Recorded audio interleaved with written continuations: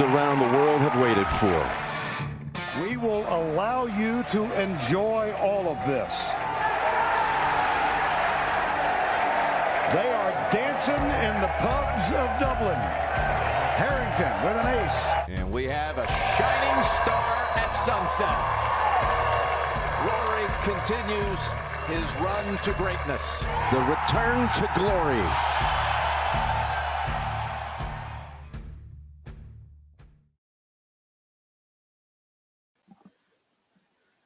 Hello and welcome to the final round of the AIG Women's and Men's Senior Cup Finals. We are live here at Carlow Golf Club and we're going to be joining the back nine for the women's competition first, as the first match between Douglas and Port Rush Golf Club, my apologies, has just finished on the 9th hole. We'll be joining them on 10. There are 5 matches. We'll be with each match for 1 hole and then get on ahead. We'll join them on 18, watch the matches come in on the final hole, the final green on the 18th, and then we'll do the same thing with the men's. It'll be back nine coverage for both the men's and the women's game. So let's get straight onto the on-course coverage over here now.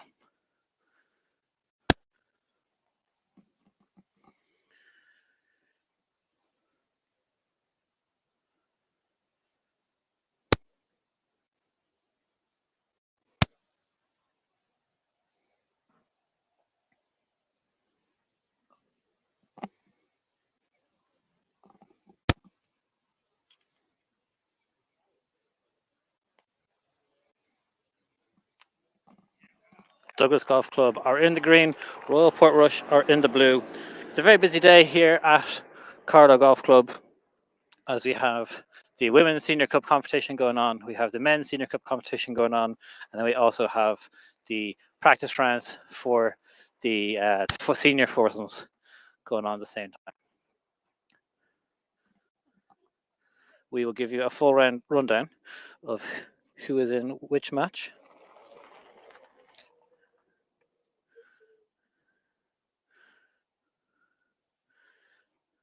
So stepping up onto the 10th tee here now in match number 1 is for Royal Port Rush, Hannah Lee McNamara, and she's playing against Clodagh Coughlin from Douglas Golf Club.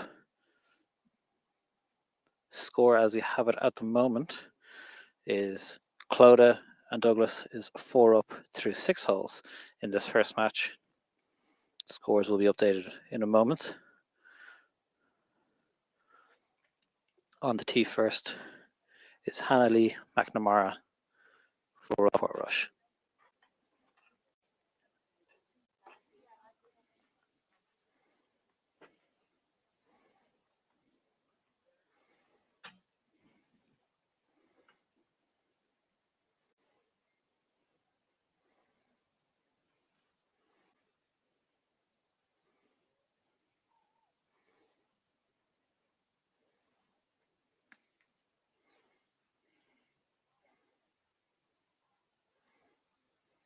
Nice shot, left hand side of the fairway. Good position to attack this green here. This whole dog legs slightly from left to right.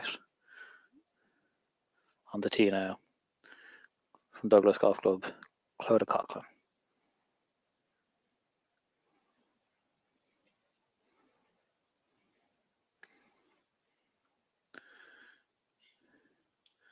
And Clodagh follows suit.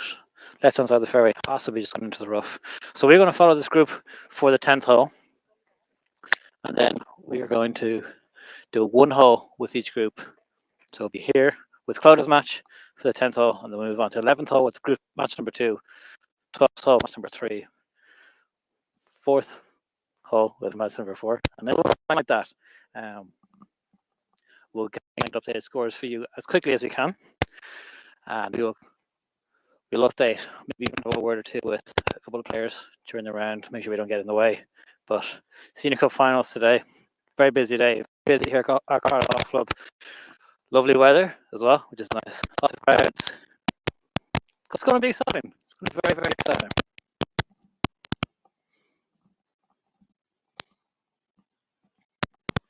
We'll have a number of ad breaks kind of throughout the day, throughout the coverage, but just for the first hole. We're going to just walk and talk, and just walk and talk, really. That's what we're going to do.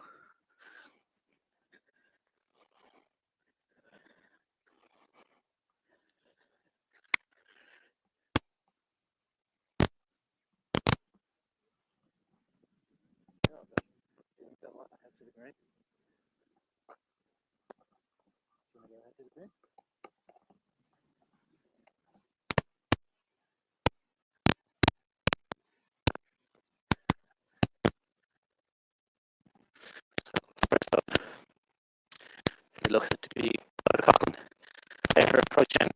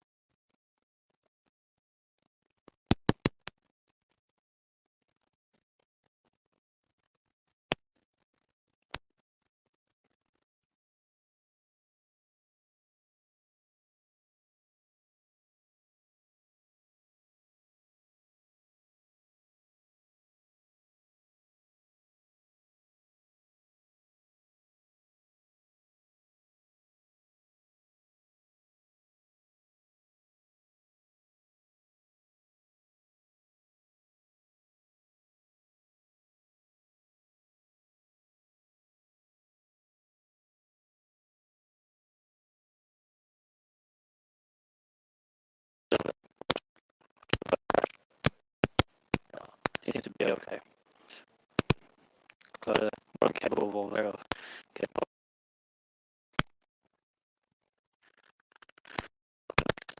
Handling back and positioned perfectly for first approaching. This the wind is a little bit off the right. Getting to strike to the wind. She's just taking the average of the track.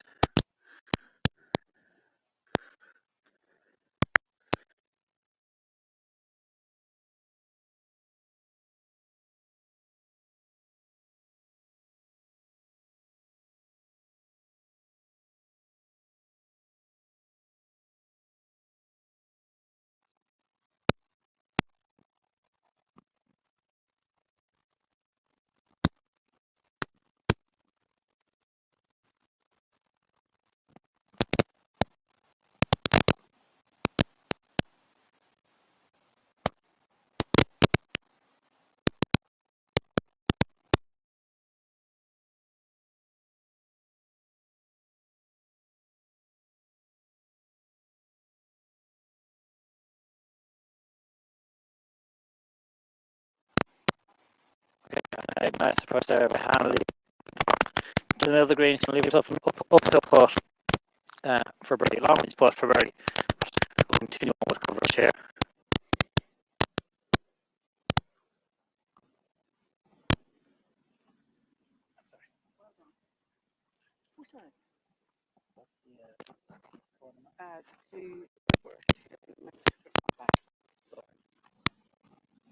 So confirmation on score there.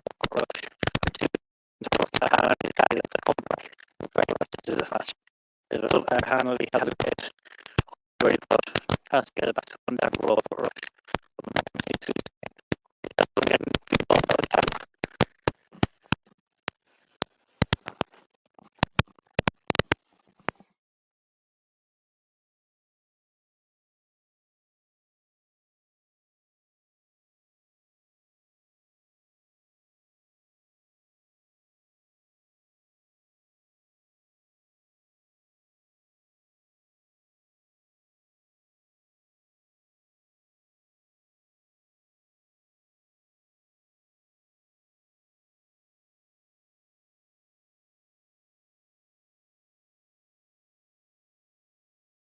Breezy, not windy, very nice.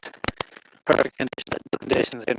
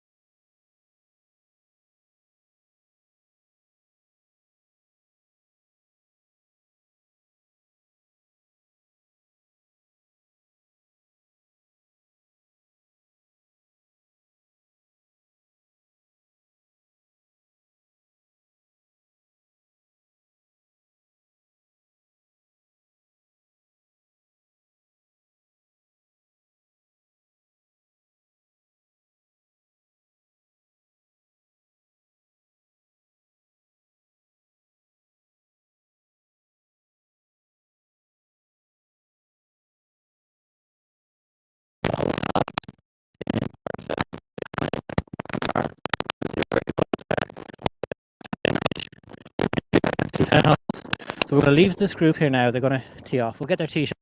And they'll be joined by round number 2. And we'll come down at the 11th hole. And there'll be one hole with each group all the way around the back 9. And we're going to do the same thing for the men's. So let's go get their tee shot here now on the 11th hole.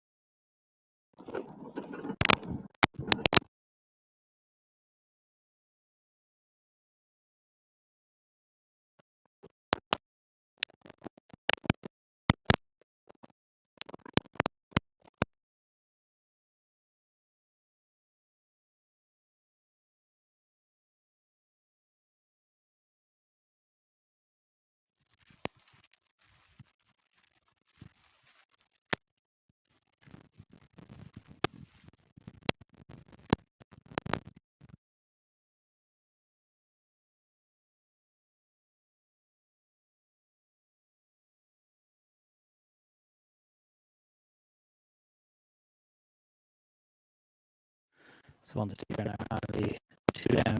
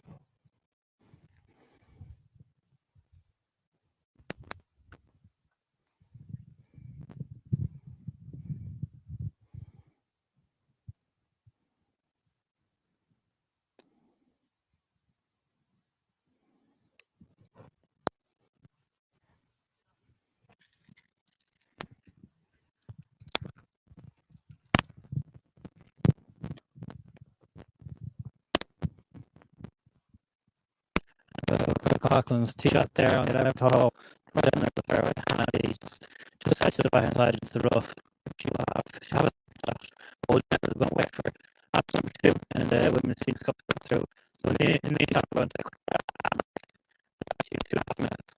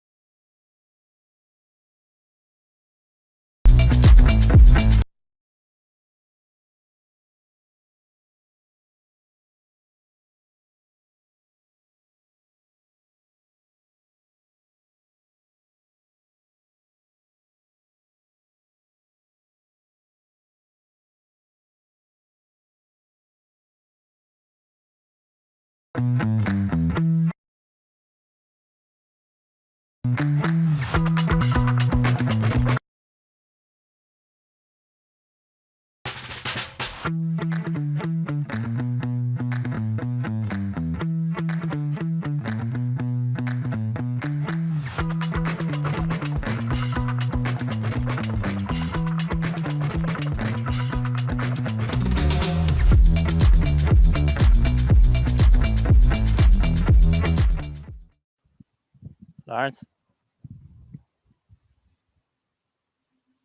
Okay, so yes, we are back. So the first match has just teed off.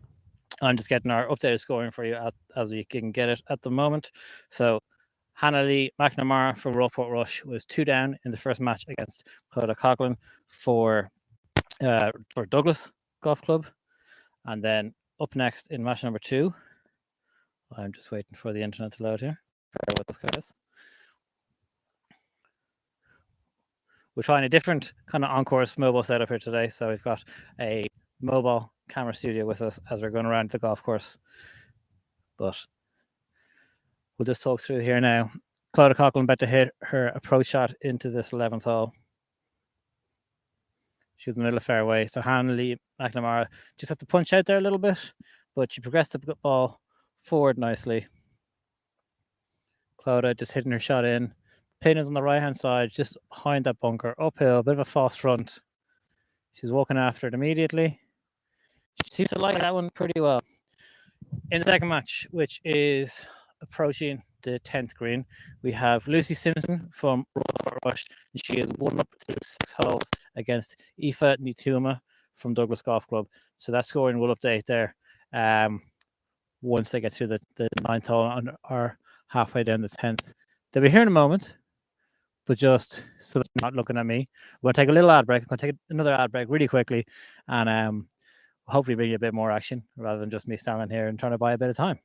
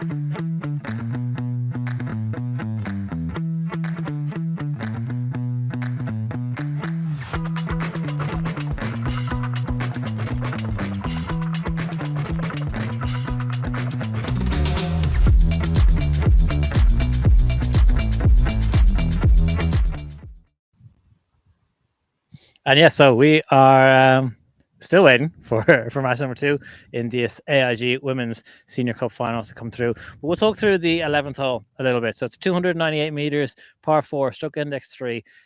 This is a tough driving hole, we'll be honest. So as you can see here, as uphill, it'll play about a shot or a half a shot. It'll play about a half a shot longer, so about 20 yards or so longer than the meterage would indicate. But Clodagh Coughlin is just lining up her birdie putt there, her birdie attempt behind us. We are waiting for, as you can see them starting to move here down the 10th hole. We're waiting for match number 2, which is Lucy Simpson versus Aoife Nituma. Behind that, in match number 3, is Judith Allen, and she is currently 3 down through 6 holes to Shannon Burke. In match number 4, we have Niamh Quigg, who's currently for Royal Portrush, who's currently 1 up through 6 against Karen O'Neill. And in the final match is Laura Webb for Royal Portrush, and she is currently 2 up through 6 against Gemma Barry. So it's very, very tight. Douglas Golf Club are up in 2. Royal Portrush are up in 3. No matches are being halved. So if things continue the way they are, if all things remain equal, Royal Portrush are set to be the AIG Women's Senior Cup champions. But we have a lot of golf left to be played.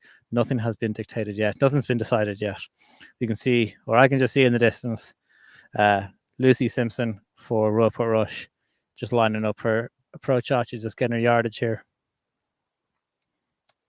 There'll be just a few more minutes.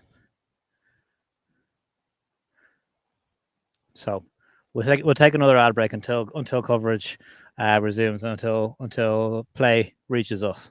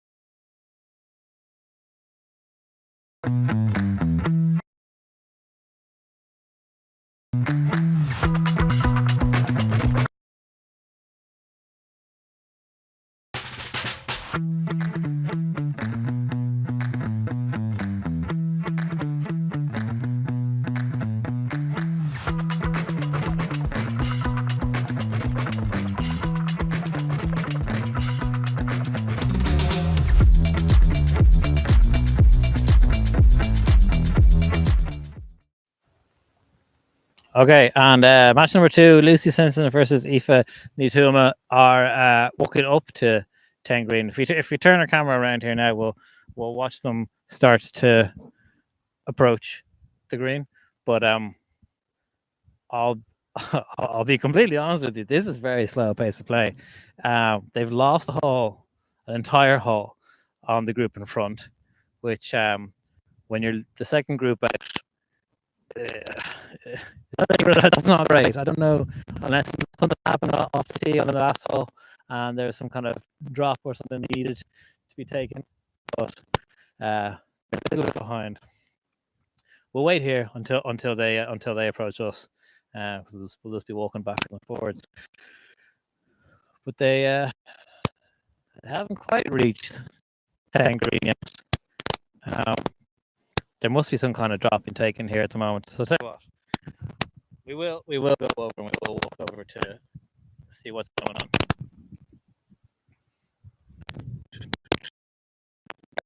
That's,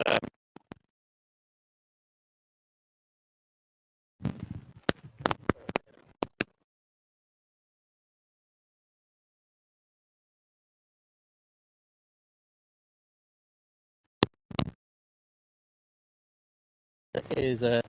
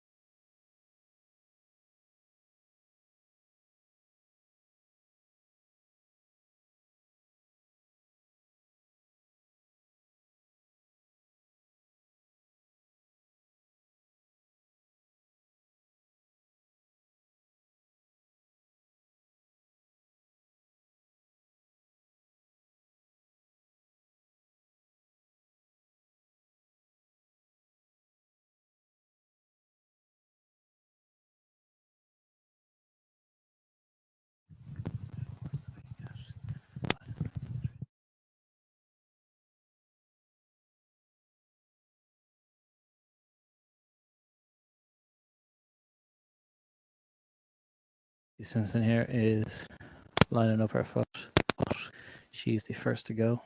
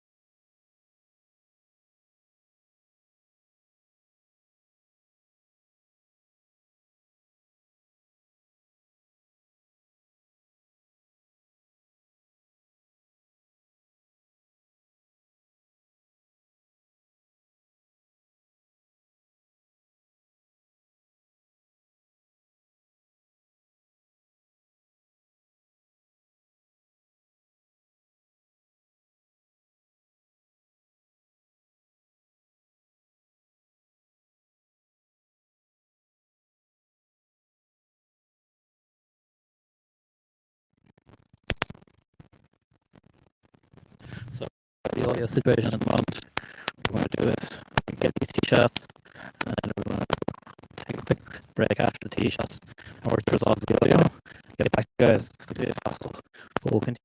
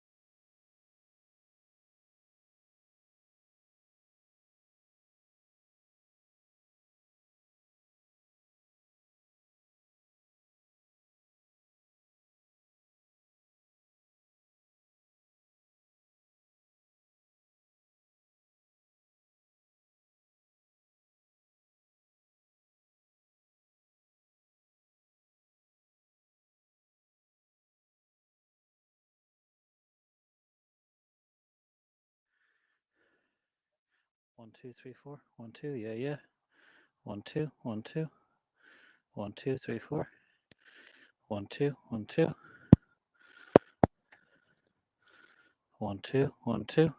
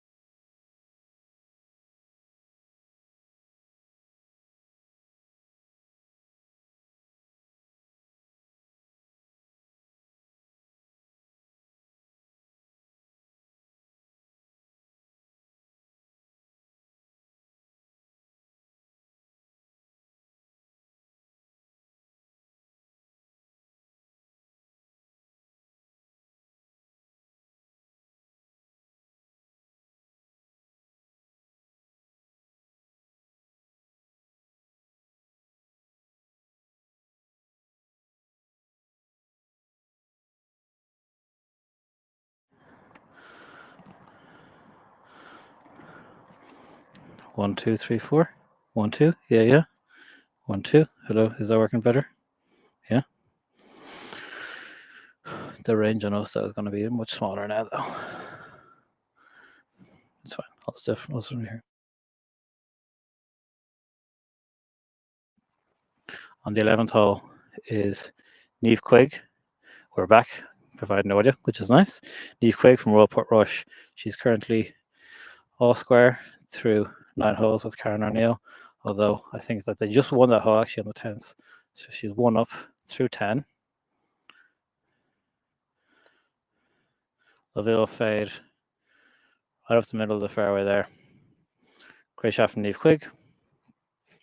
This is the 4th match of the 5 matches. Ahead of that, Judith Allen is 4 down against Shannon Burke through 9 holes. That's the latest score. Scores are updating for us every 3 holes. As I mentioned, Niamh Quigg there playing against Karen O'Neill. Karen O'Neill up on the tee now. Driver in hand. Again, the wind's pushing everything a little bit left to right. She's teed up, hit a fade.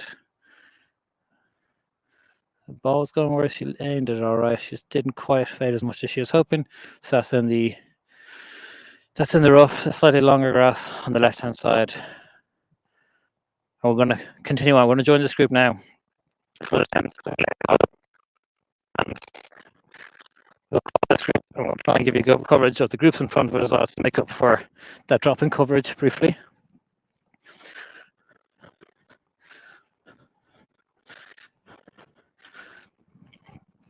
So an update on scoring as I get it for you. Lucy Simpson is 1 up against Aoife Tuma through what is 9 holes there. Judith Allen is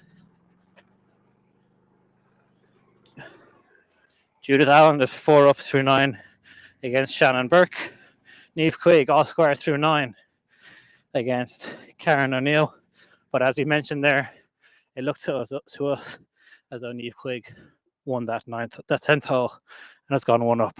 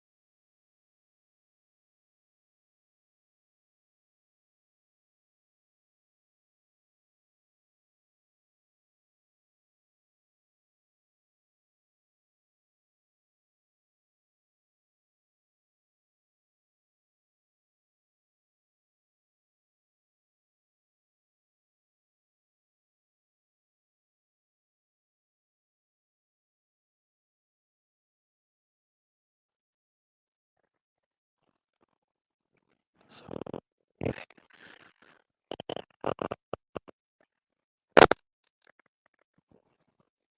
practice there.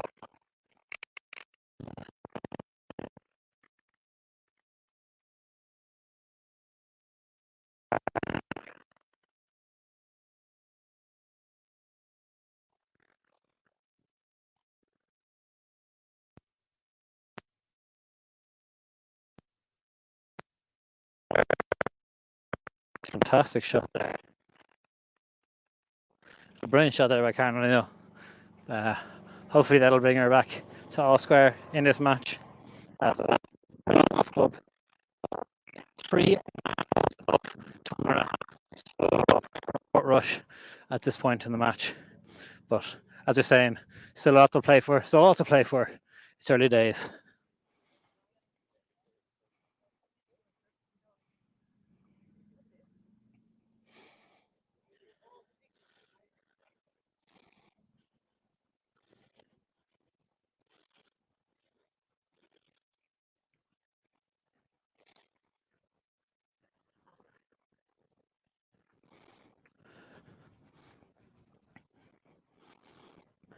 So if Craig just losing that one short right. She's got a tricky pitch, tricky chip to play now.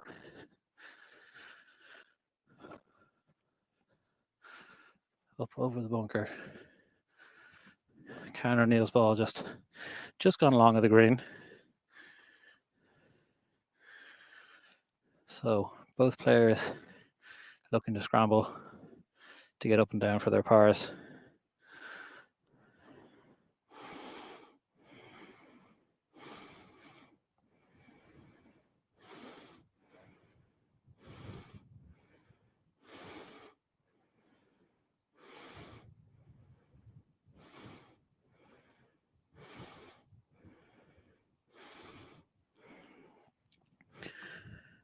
Niamh Craig with about a 20-yard chip here, 20-yard pitch. She's looking to roll it up. She does very nicely. Leaves it to about 4 or 5 foot. Very nice. Karen O'Neill here. Just got along with her. This green is falling away from her. The green falls from back to front.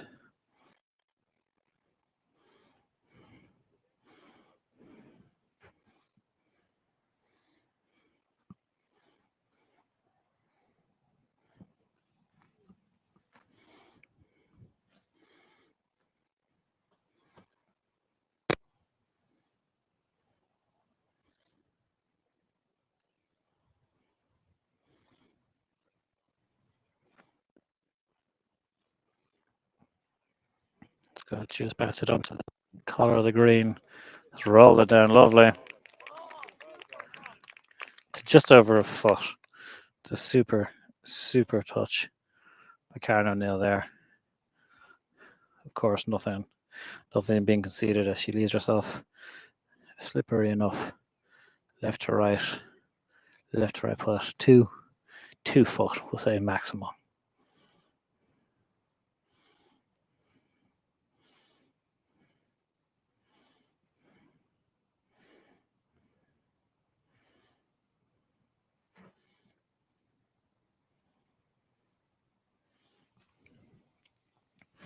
Niamh Craig here with the opportunity to make par, put a bit of pressure on her opponent.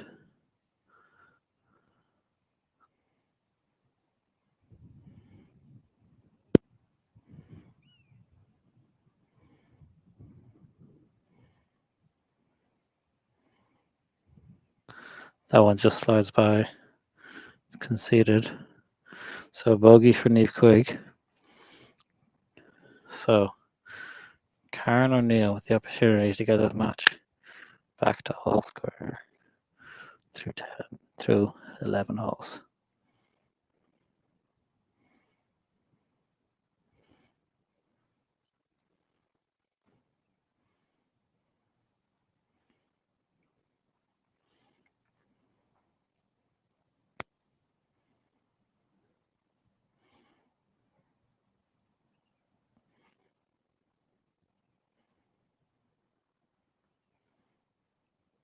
Trickles in for a par. A super up and down there by Karen O'Neill. Karen O'Neill brings the match back to all square through 11 holes. We're going to watch this group tee off, and then we'll join the final group in the Women's Senior Cup, playing the 12th hole. And then we'll rejoin the very first group on 18. We'll watch the final 5 groups, or we'll watch the 5 matches come through 18. But we're going to come up, make our way up to the 12th tee here now, and we'll watch this 4th match tee off.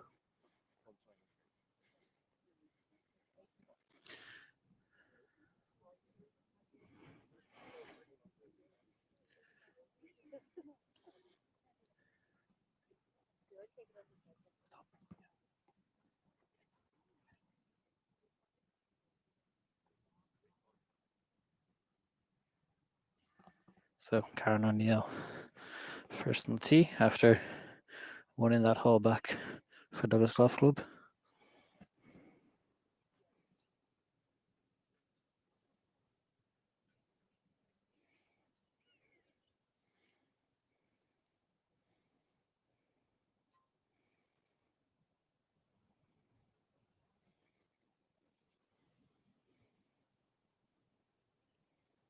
Three wood in hand here, again setting up for a fade. Starts down the middle, pushes a little bit. You don't want to miss this hole down to the left though. Anything too long on 12 will go down and fall into a massive drop off. So you really want to carry this from the tee no more than 240 yards. Neve Quigg, driver in hand. That tree in the distance. Anything on that and you're in too much trouble. That's pushed out to the right a little bit. Potentially blocked out. But for the most part, Neve Quigg and Karen O'Neill both all right. We are going to join our final group, our final match in a couple of moments. But before that, we're going to take a quick ad break. But just a reminder that all this coverage is brought to you by AIG, who are a proud premium partner of Irish Golf and Golf Ireland and have been for 25 years. We'll be back after this.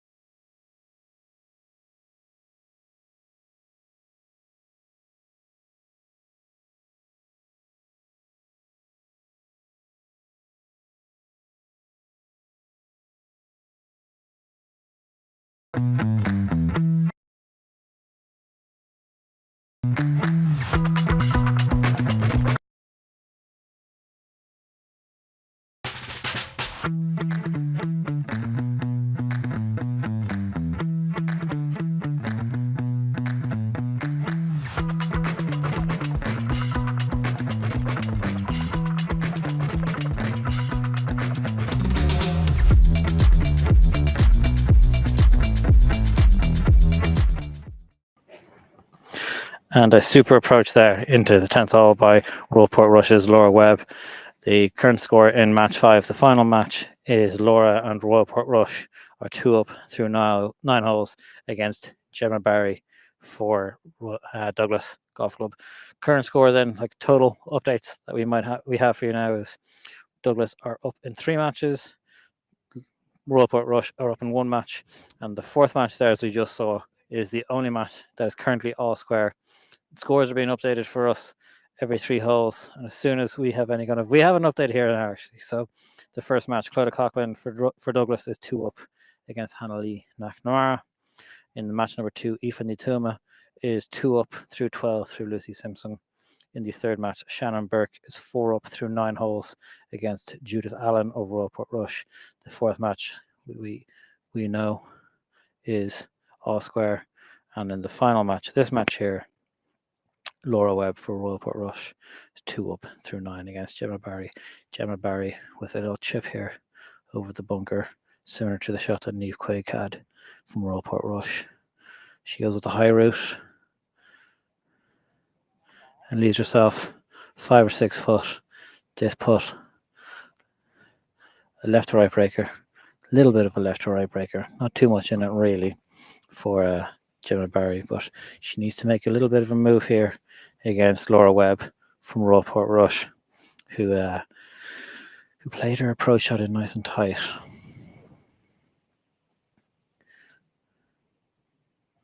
The honour is still with Gemma Barry, who is put in first.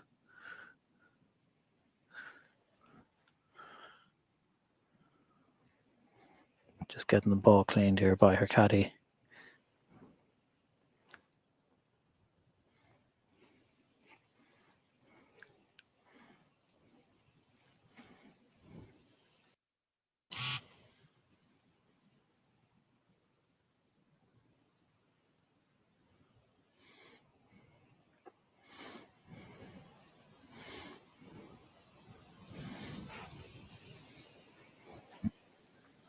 It's hotspotting off my phone, it says. Oh. Okay.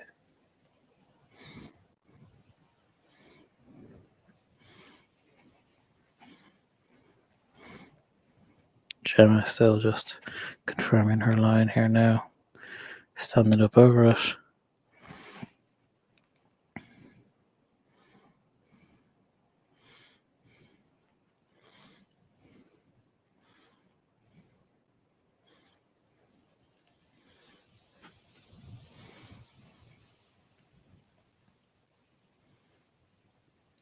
Slight left to right putt.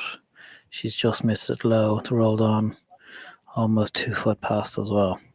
That won't be conceded. Laura Webb to extend the lead further.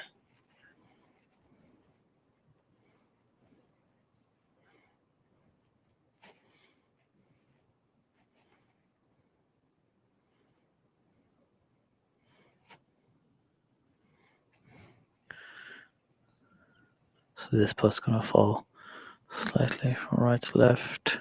She's also missed it low. That's conceded. Laura Webb is in for her par. And that's also conceded for Gemma Barry. So we're going to continue on over here now to the 12th tee, as this final match looks set to tee off. So Laura Webb remains 2 up through 11 holes. So they're at the tee off here on the 12th. 12th hole is, as I mentioned, par 4. Very slight dogleg from left to right, but as you mentioned earlier, anything above 240, 250 yards off that tee falls down into a very, very deep chasm to the left-hand side of the fairway, which would prove to provide a very, very tough up and down for par. So we saw from the last group that Karen O'Neill took 3 wood off the tee. Laura Webb will look set to go first, and she also has a mid wood, about 3 wood in hand, following the same practice, following the same strategy. as what Karen O'Neill from Douglas Golf Club did in the previous match. Gemma Barry has an iron in her hand, ready to go.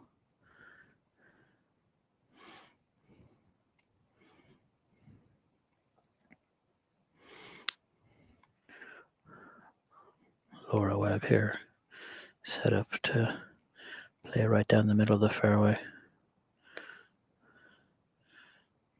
Going up the right hand side of the fairway. That's going to be a good position though. Right hand side of the fairway. She's in a good spot. No bother at all.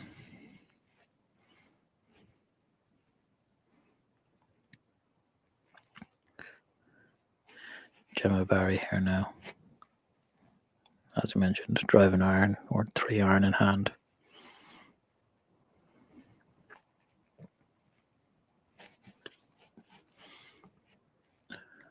Higher flight. Just out to the right and into the rough. But now for this hole, we're going to follow this group, the fifth match, through this 12th hole. And then once we complete this hole with this group, we're going to run ahead to 18 or so, just after that, and catch up with the first group.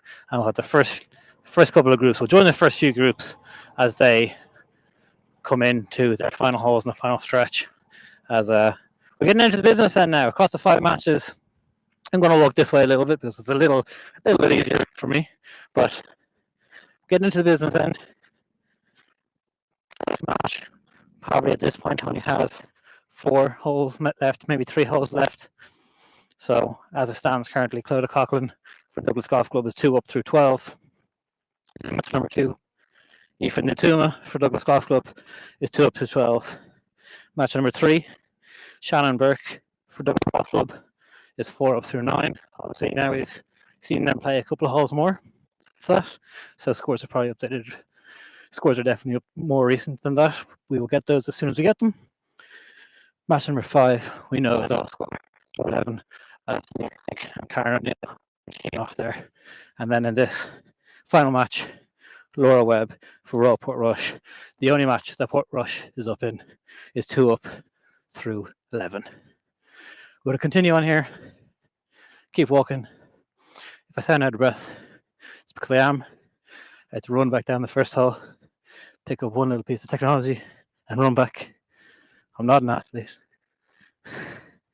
Diet starts tomorrow. Karen O'Neill with a little bit of what appears to be tree trouble as the group in front of them, or it's 2 groups in front of them actually, are on the next green, on 13 green. So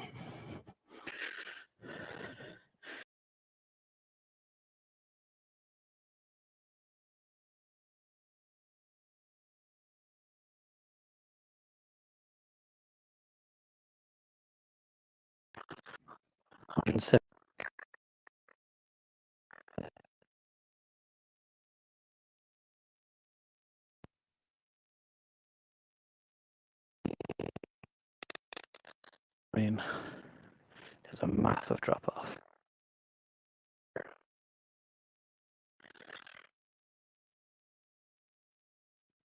A1 position really for Portrush, right hand side of the fairway. Gemma Barry in this group is looking to play.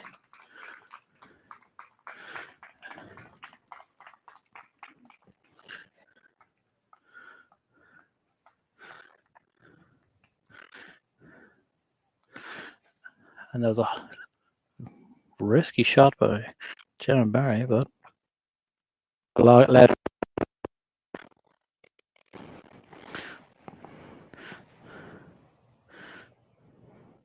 That loud applause that we heard there was Shannon Burke winning another hole, on the 13th hole. Scores as we have at the moment in that match. Match number 3 is Shannon Burke is 6 up through 12 holes against Judith Allen. But up now, Laura Webb, who's currently 2 up over Gemma Barry. Wind pushing off the left, helping a bit. It's a super shot by Laura Webb. Pin seeking. If that holds on now, that's a super shot. It's a lovely shot by Laura Webb there. Really, really nice. Played to perfection there. Very nicely done. As we continue our way on up to 12 green here. It's a great shot.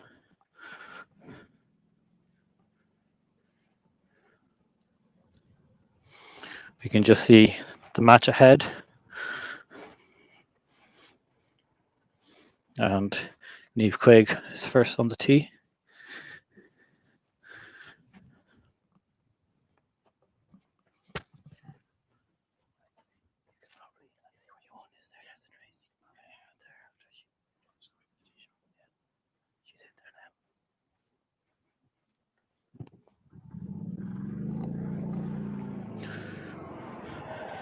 So Niamh Quigg was the first to tee off there on the 13th, the par 3.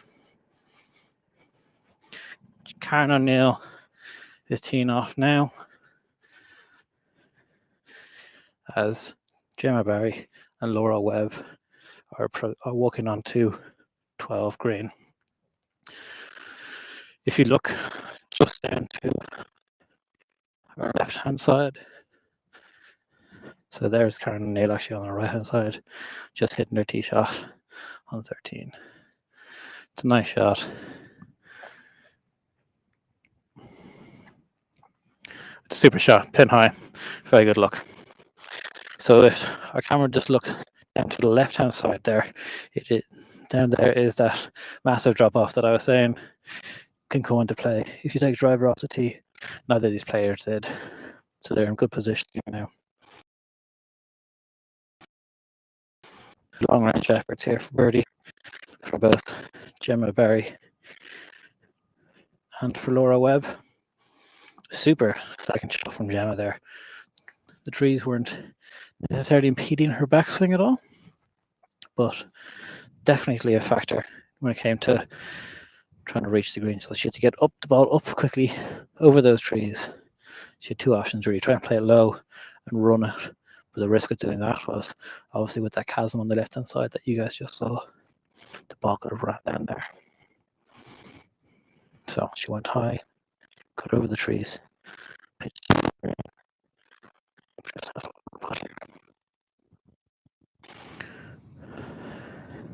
It's going to be Laura Webb first to play. She's on the green, but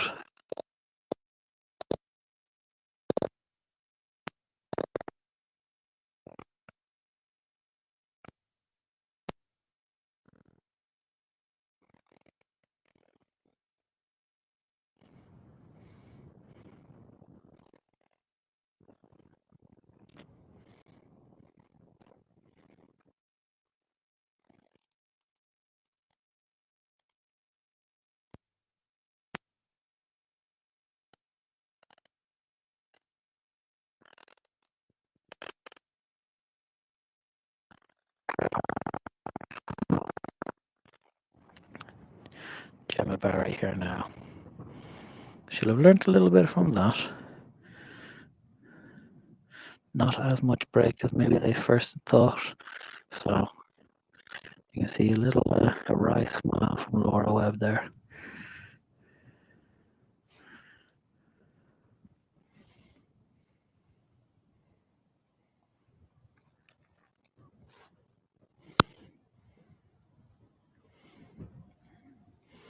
Just confirming lines and pace with a caddy. They're happy they set their target, or he's come back in now.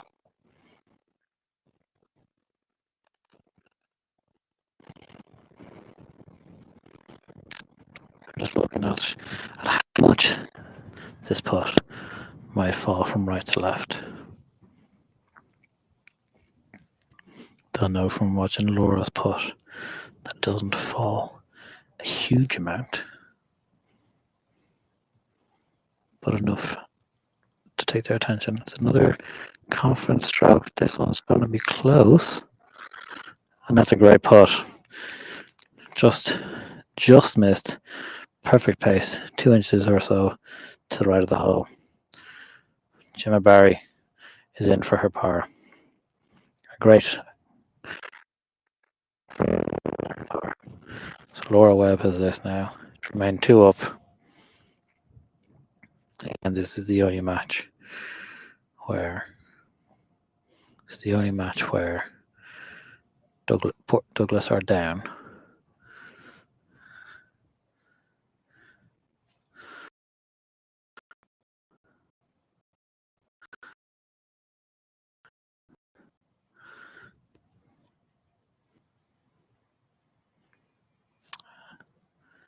And that's gone by, and that is a win for Gemma Barry.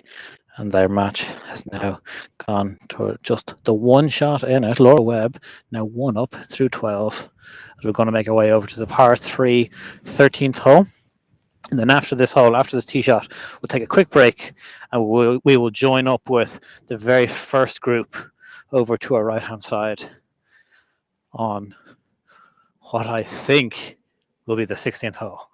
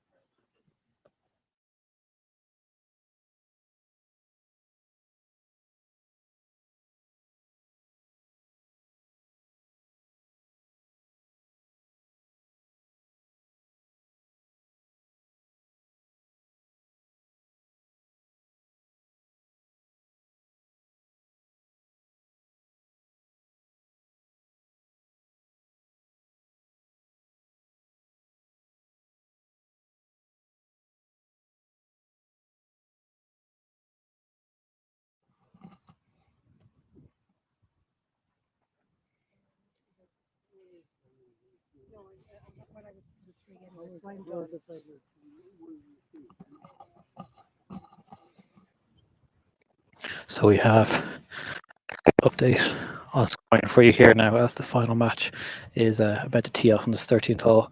Match number 1, Claudia Coughlin, is 2 up through 12. That score hasn't been updated for a few holes. Lucy Simpson is 2 down to Douglas's Ifani Tuma, again through 12. Shannon Burke from Douglas has won her first match, 6 and 5 for Douglas through against Judith Allen. So that's the first point on the door for Douglas Golf Club. Niamh Quigg in match number 4 is 1 up for Royal Portrush against Karen O'Neill. And Laura Webb in this final match is 1 up against Douglas's Gemma Barry, who is teeing off now, first to play in this par 3.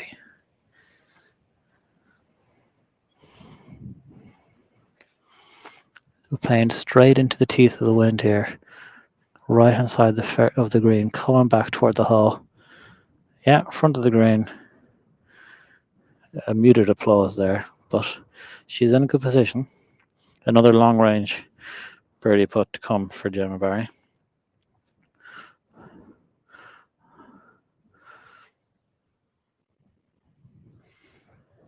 Laura Webb teeing up on the right hand side of the tee box here.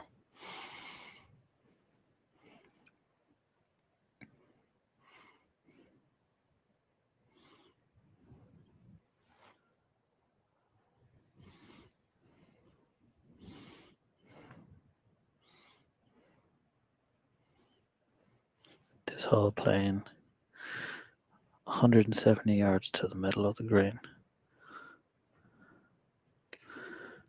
She's gone directly at it. The wind's pushing it to the left a little bit as well. And it's just falling off to the left beyond the bunkers, but she's okay. So we will rejoin. I'll be back after that.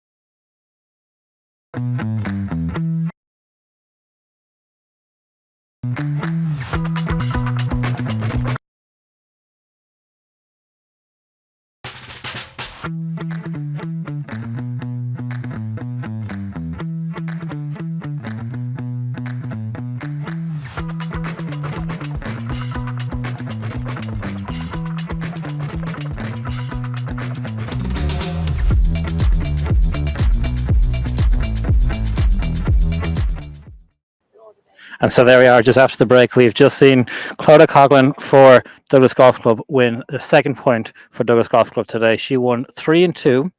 And as you can see behind us there, hugs, celebrations, commiserations for the Royal Portrush team and Hannah Lee McNamara. But that's it's 2 points so far for Douglas Golf Club. They are in a commanding enough position as Aoife Nituma, as the scoreboard has it currently, is also 2 up in her match. And so it's all going to come down to these final 2 matches, both of which, as far as we are aware, there's just one in it. So it's going to be close. If Lucy Simpson can manage to bring this match back a little bit, it'll make for a very interesting final stretch. But as it stands at the moment, Douglas Golf Club are going to win 3-2. 2 of their points already confirmed. Aoife Nituma has the opportunity to win this for Douglas Golf Club. They are approaching the tee box on the 16th hole. They're still a while away. So what we're going to do is we're going to take another ad break. We'll be back to you in 2.5 minutes.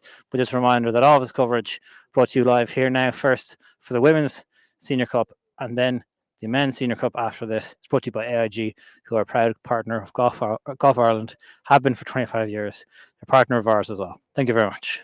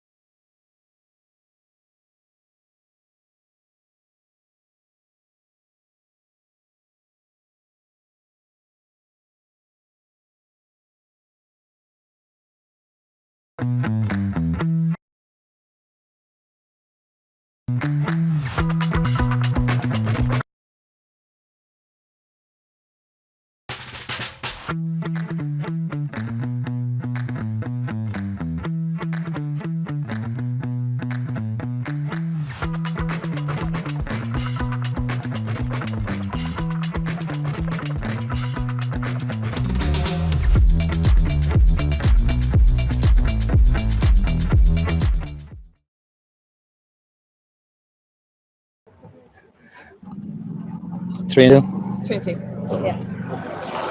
How long left?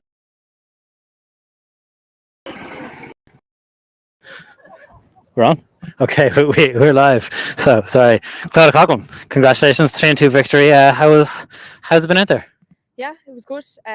Tough. Wind got up a few times, but played a lot better than yesterday. So yeah, happy to get my point on the board.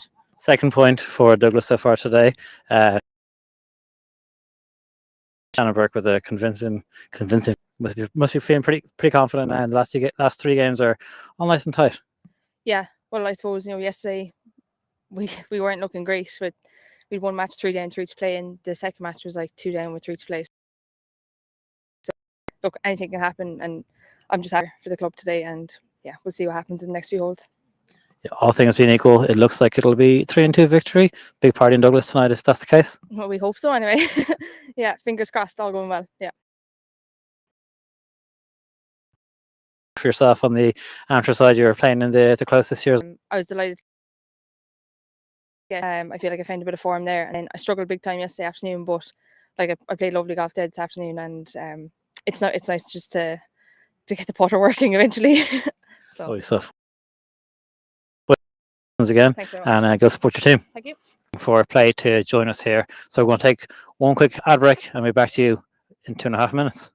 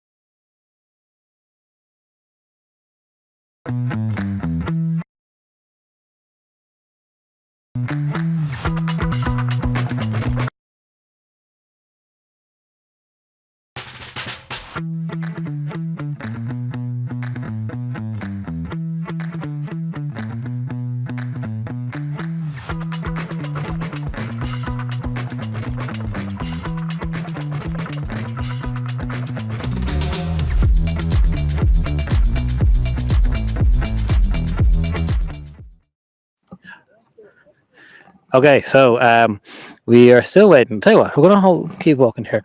You can hear me, you can see me okay, everything's all good. Yeah, we're all looking good.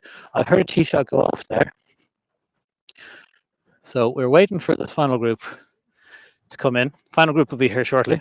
So we will leave you with this lovely shot of the green, of 16 green, until play reaches us. Obviously there, Clodagh Coughlin winning the second point for Douglas Golf Club today. Enjoy this lovely green surrounds, and once action resumes, we will continue commentary once there's something to commentate on.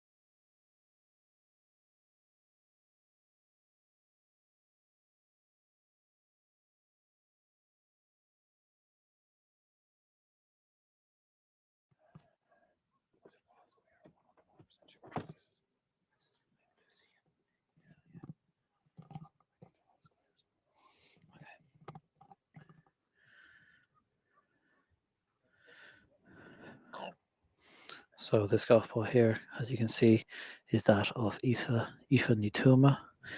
I've been informed that this match is now all square. So Lucy Simpson is to the left of the green here. She's just walking, just pacing it out, getting her numbers dialed in.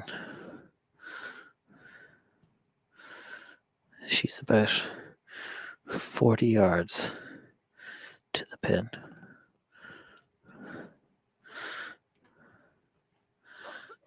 And Lucy Simpson is the first to play here.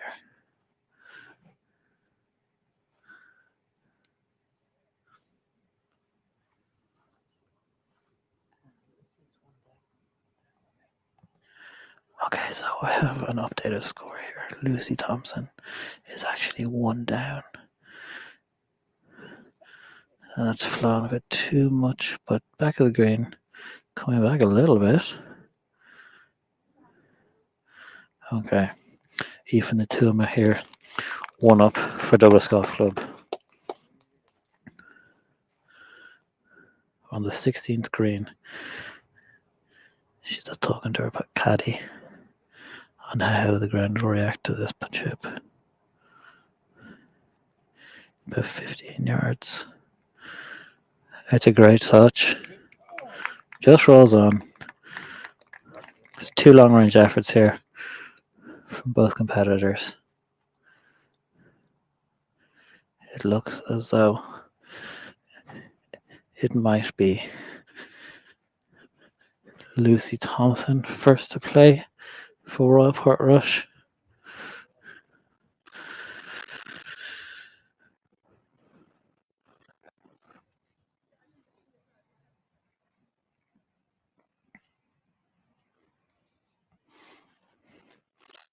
It's about players just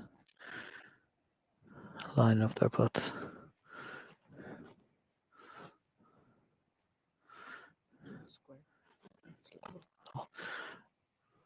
One final correction on score. It is actually all square in this match. Aoife Nituma looks set to be going first. Her caddy just looking at the line with her from the opposite side of the hole, from behind the hole.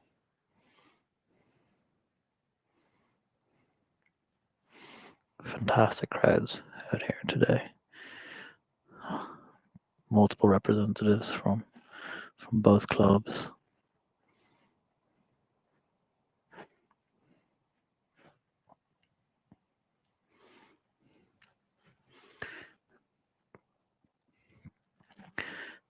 This putt looks set to fall from Aoife's left to right. I would say she's going to give it about 1 cup to the left of the hole. She has, but it's not enough. Good for pace. It's conceded there by Lucy. So Lucy Simpson has this now to win the hole and get the match back to all square.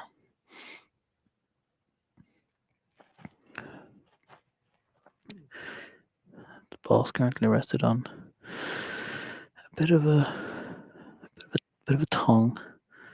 Could be a tricky putt to read, but this green slopes from back to front, so it'll be a fast putt.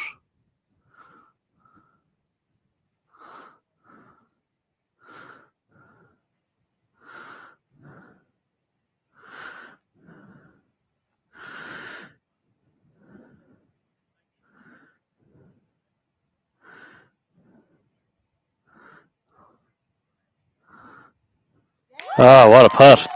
And correction there. Lucy Simpson has just brought this match to 1 up for Royal Portrush. Super putts. This match is crucial. A big super putt there from Lucy Simpson.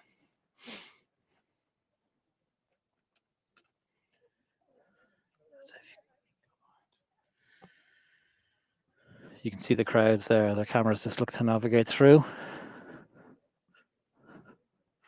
Lucy Simpson winning that hole and getting a 1-up lead for Royal Portrush. As it stands right now, Portrush are up in 3 matches as far as our scoring has us.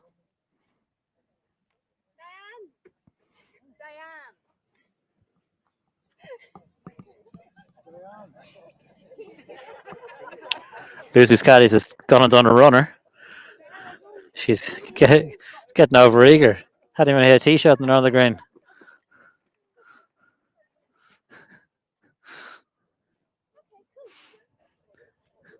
Nice and lighthearted.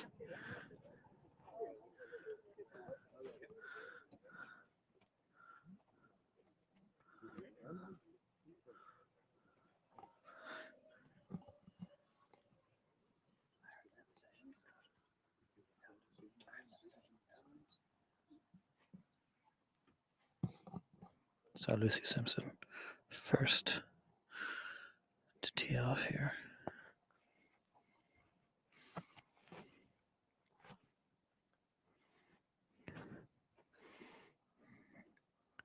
The 17th hole is par 3, playing 124 yards. 9 iron. That was not great by Lucy Simpson there. Heavy tee shot. She's on the fairway short of the green.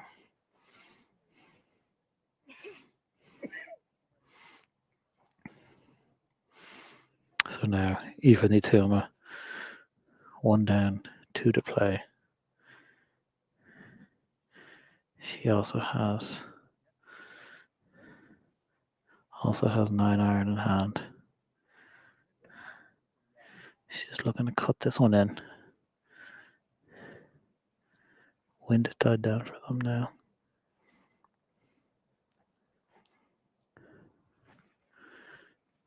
Pins on a back ledge. There's a foot drop off just in front. It's to the right hand side of the green. On the green. And she has a chance to go ahead.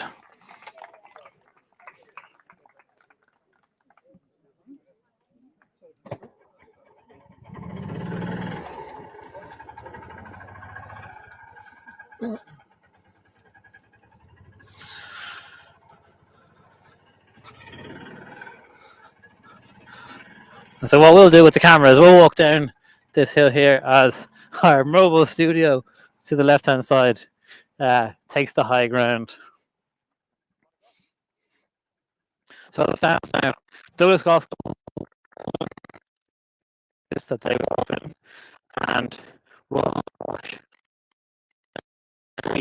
as far as their scoring has us. So Lucy Simpson, 16 holes against Aoife Ní Tuama. Is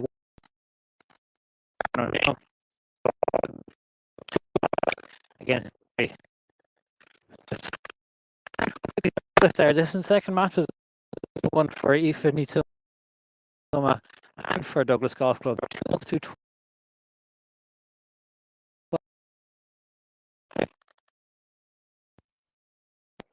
but here, as you can see here, just reach an up the chip, the back pin, easy.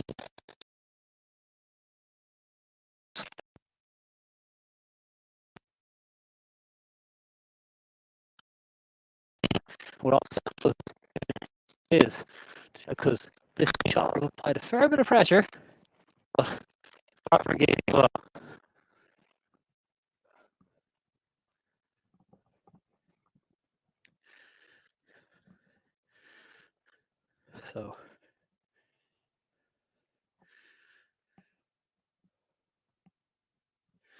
So Aoife's tee shot, pin high, very, very good shot, right here.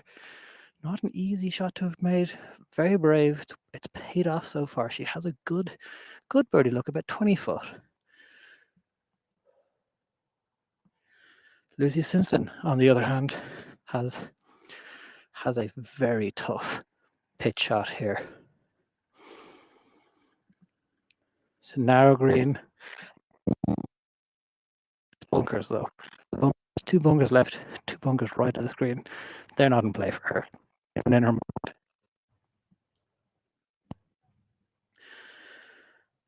She's got some. She's going to look to try and throw this and get the ball to stop as quick as possible close to the pin. And just remind Aoife that although she didn't quite reach the green on this par 3, 130 yards, she's not at the top. She still has the lead. She's thrown it. One bounce, two. Stop. Very nice. 4, just above the hole. We'll come around here now.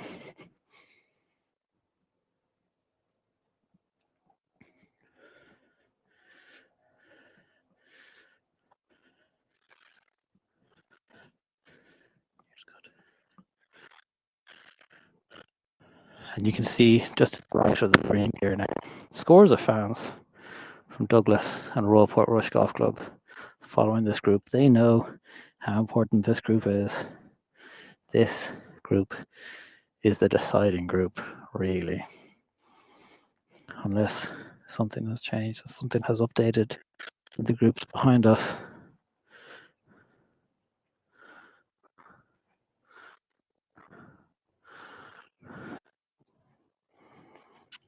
Aoife Tuma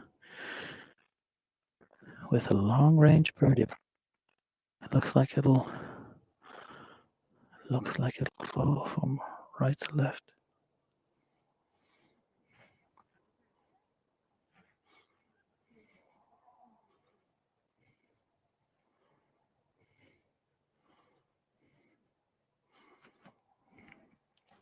She got distracted there by a buggy driving by. She's left this one short. It was right to left, but she's just about a foot and a half short. That has not been conceded. Lucy Simpson knows that here on this hole means that they are one up, rush or one up with one hole to play. So this is a very, very big rock. This championship will play.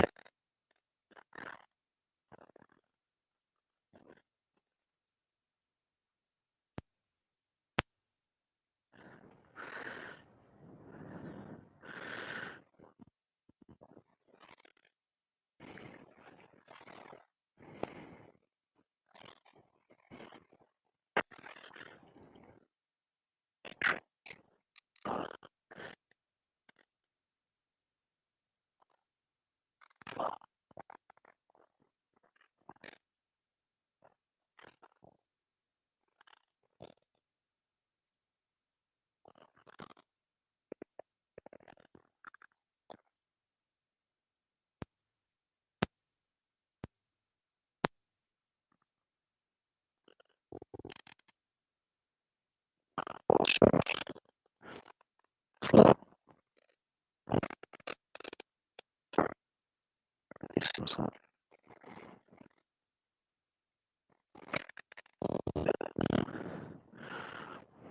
Their power attempt. 2 right to left, but if she hits this firm, just inside right.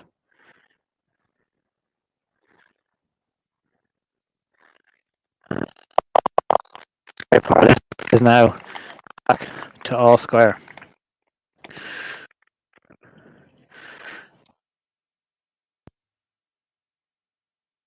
But Flanagan.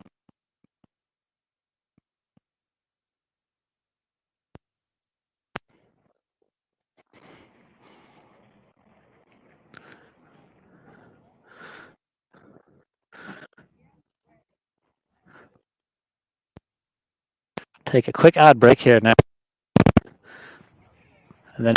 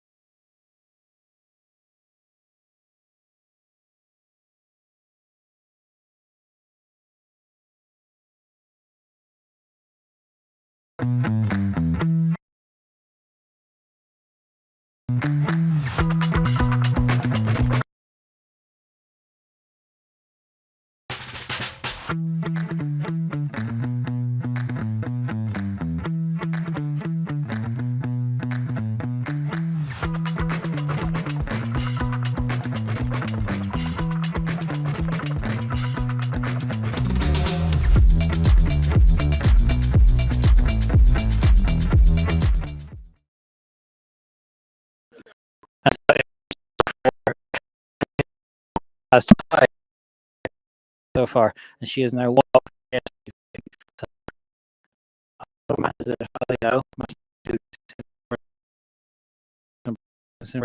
now.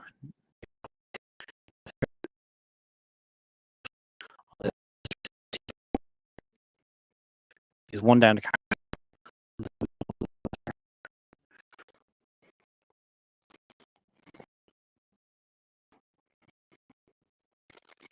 130.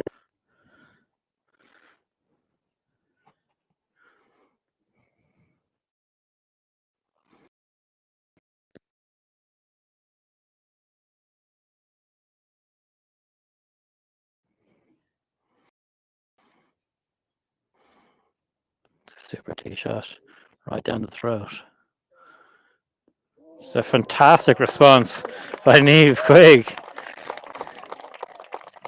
Royal Port Rush refusing to go absolutely anywhere, and a fantastic chance for them to win this hole, go back to Al Square. But Douglas Golf Club, they're going to have something to say about this. Two brilliant birdie looks here. A fantastic response there from Royal Port Rush, and Niamh Quigg is currently one down through 16 holes. Niamh Quigg has 2.5 foot for her birdie putt, but as we saw from the previous group, Lucy Simpson, it's a slippery putt. It falls dramatically from their left to right. Yeah, left to right. Get my left and rights mixed up. Whilst Karen O'Neill have a nice uphill putt again from her right to left. But this is dramatic. This is amateur golf at its absolute finest. It's great to watch, and you can feel the excitement really from the amount of fans who are here, the cheering, the hooping and the hollering as players are making fantastic approach shots into greens and making clutch putts. People are dispersing, looking at which group do they want to follow, which group do they think is going to win a match first. But we're going to stick with this group for the 17th hole and 18th tee shot as we await an update on the final match, which Laura Webb, as far as I understand, is 2 up through 14.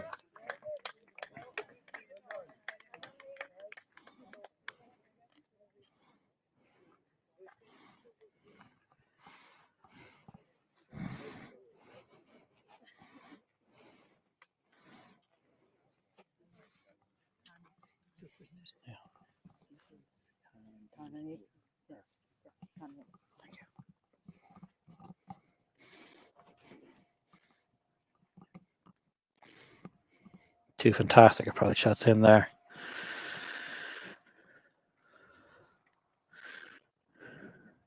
Karen O'Neill will be first. Make her putt here now.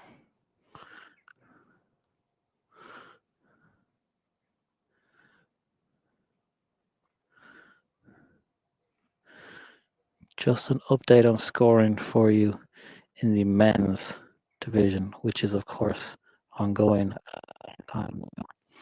on this same course on the front nine. We will be joining the men's competition at the conclusion of this competition here at the women's. Rory, that's Castleknock versus Castleknock. I will give you that score update after this now. Very quickly, Castle Troy are up in 2 matches. Castleknock is up in 1. But Karen O'Neill here for birdie putt. 3 inches short. right in the heart. And she has given Royal Portrush's Niamh Quigg a get out of jail free card here now.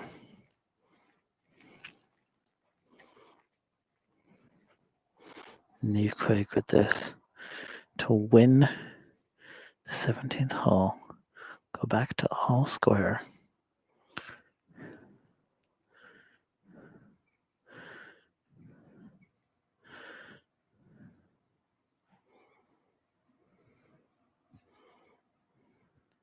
And it is. It's a fantastic birdie by Niamh Quigg. We're going to follow this group onto the 18th tee here now.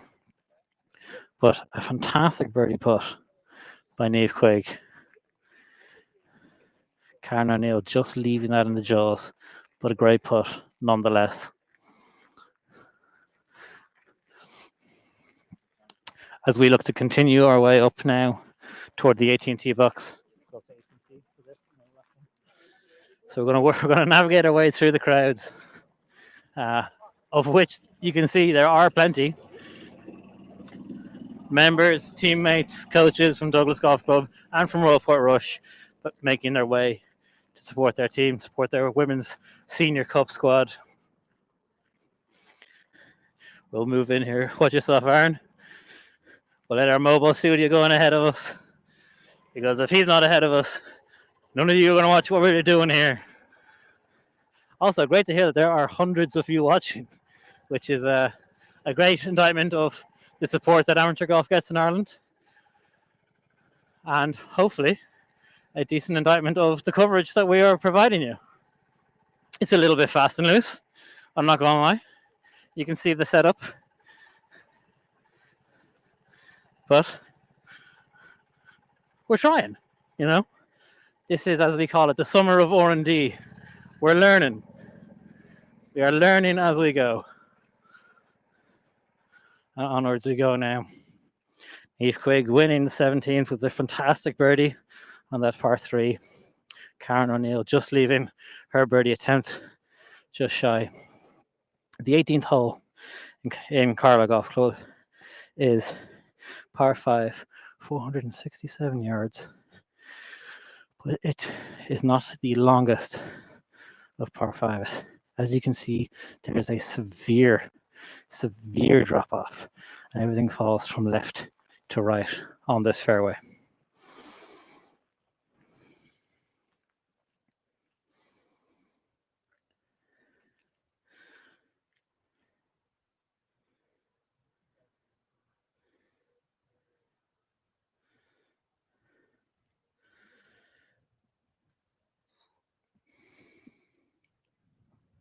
Wind is blowing into the teeth of us here now, so we're back into the wind.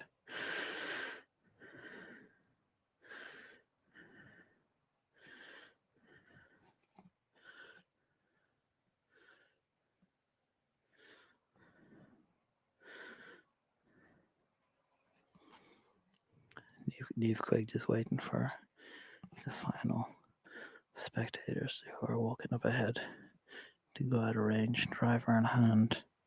Her line will be just over that small mound to the left-hand side of the fairway. She plays a cut.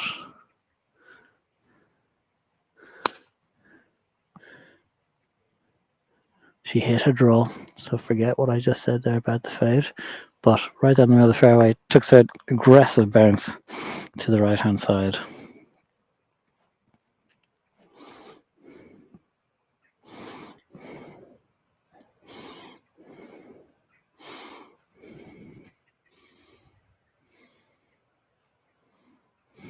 Karen O'Neill now.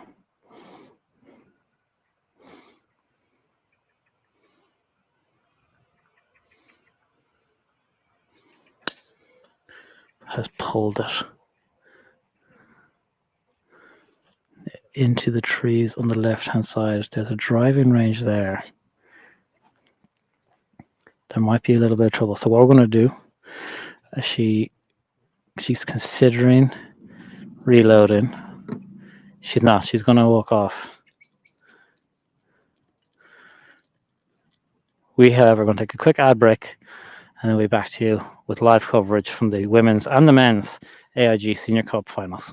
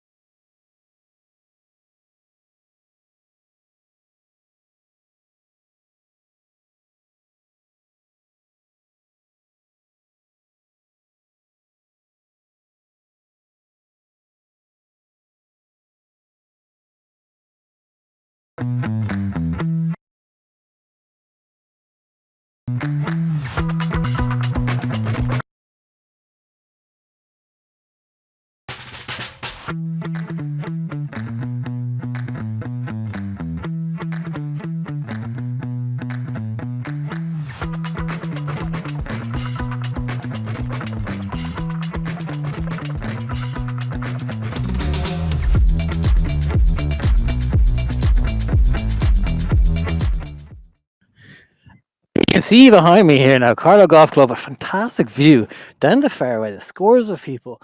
You might be able to see just to the left-hand side there, Karen O'Neill. She's inbounds, but just to the left of her is the driving range. So she's very lucky that she's inbounds. I don't know if that's hazards and red stakes or if it's an internal OB. Either way, she doesn't have the easiest of shots. This is a par 5. It's 467 meters long. So realistically, it's going to be a hole either way. But first to play is actually going to be Neve Quinn on the right-hand side of this hole here.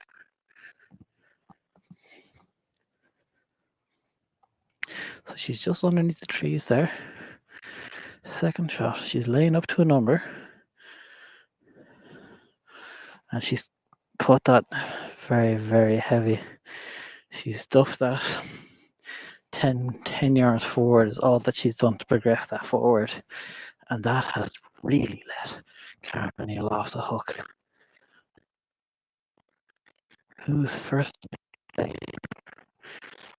Neve is just scoping it. Karen O'Neill doesn't look like she's getting ready to hit a golf shot at all.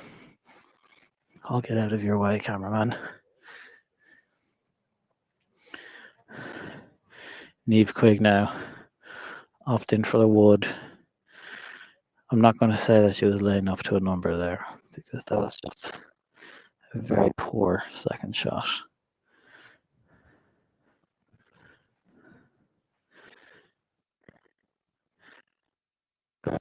Here.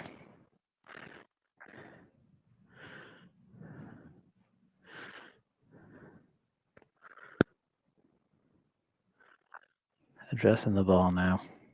3-wood in hand.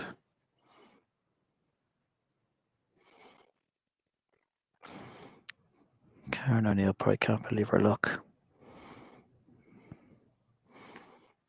It's a low left. It's gone left of that big tree into the longer grass. If Craig is unfortunately making a bit of a bounce dinner of this hole, potentially handing it back to Karen O'Neill. All Karen O'Neill needs to do is to a number she likes. Get up and down for 4. And she has won this match. And with it, potentially won the Senior Cup. Balls away. It's a great shot. Left hand side of the fairway. Very good position. It's the crowd here. It's continuing on.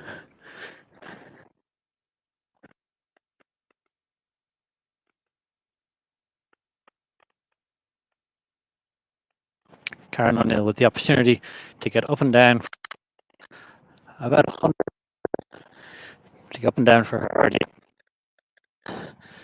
If Quigg is looking to get down from left hand side here, she's also blocked up by that tree on the left hand side of the hole. The par to even make one losing this hole. So Karen O'Neill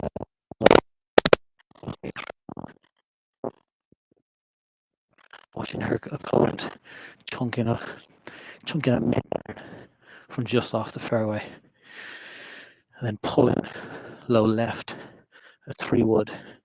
The nice thing here is Karen, as you can see, is going to be hitting her approach in first.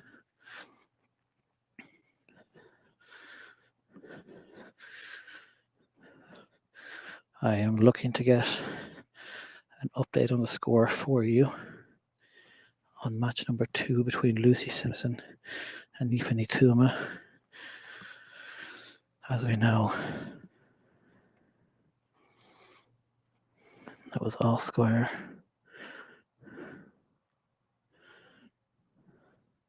Through 17.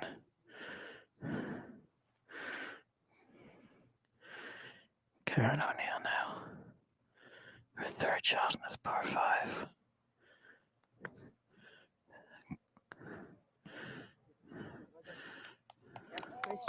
Pitch it just short of the green, rolled on. It's rolled up. It's getting better and better. She's leaving herself about 5 foot for her birdie putt now. Niamh Quigg. All of the questions being asked of Niamh Quigg here.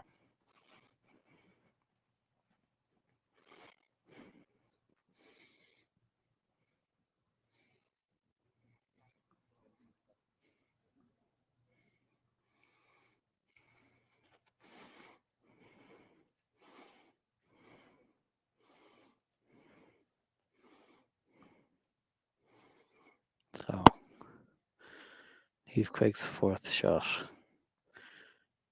The tree is entered her eye line, but not too sure. Okay, so it's entering her eye line enough that she's changed her shot. She's gone down to go for a little bit more loft than she had previously. So she's trying to get this golf ball up in the air pretty quickly.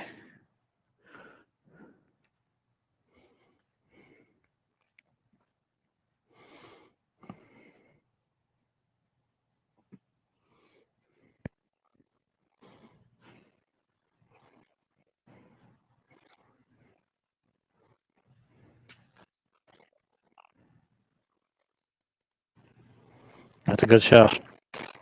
Just for people who will wanting an update on match number 2 between Lucy Simpson and Ifani Tuma, it appears that there are no halves. There are no halves today. So they are going down 19. They're going down one more hole.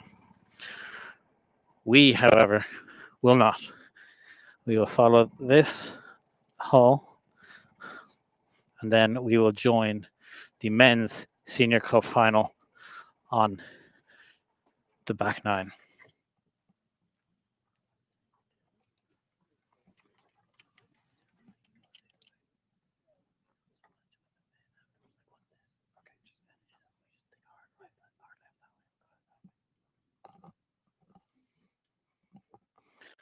So a fantastic third shot there by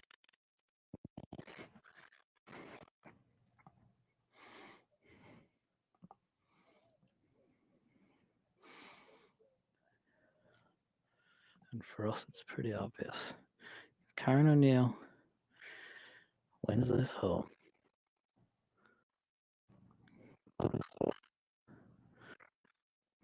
Will win the Women's AIG Senior Cup.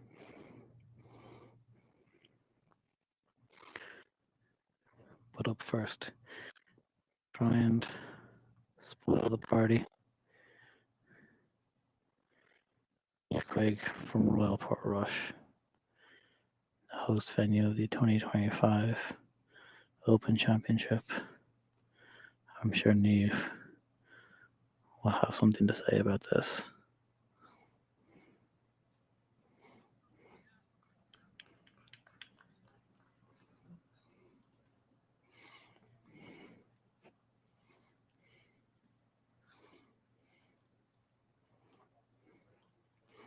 Neve Craig here now. This putt is going to be right to left, about 30, 35 foot.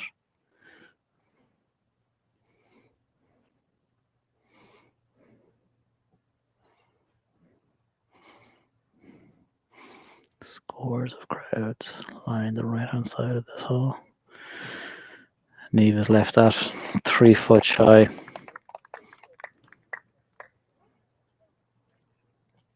Karen O'Neill now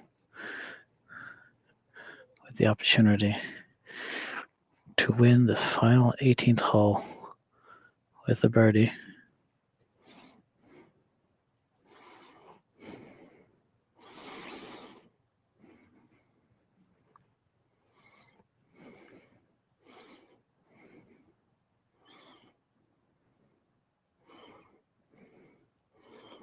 The final mat. And she's just missed it low.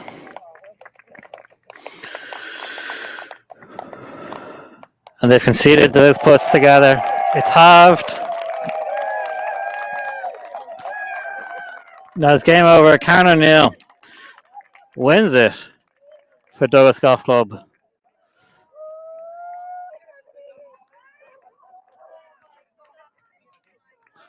There we are. Loud cheers for Douglas Golf Club and for Karen O'Neill. Laura Webb in the final match for Royal Portrush has won it 3-1. The second match of the day is going down extra holes, but we are going to take a quick ad break and we'll be back with the AIG Men's Senior.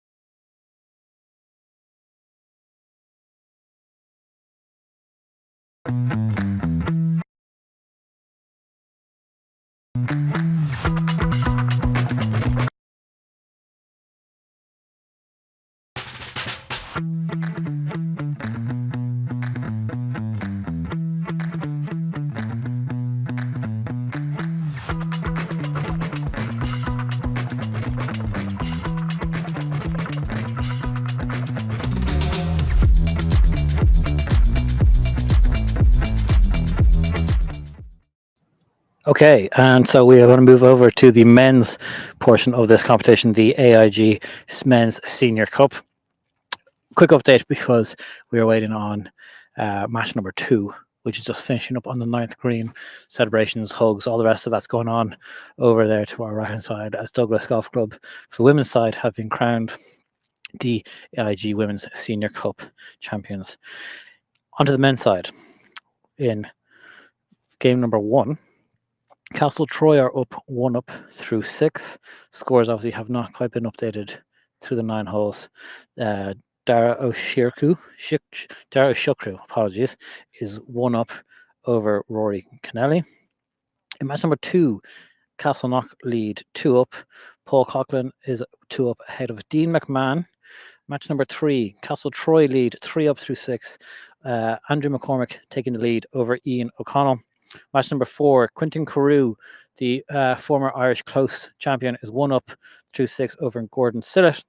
And in the final match, Mark Doug for Castleknock is 4 down through 6 against Patrick Birmingham. But we're gonna move here now as action is getting underway.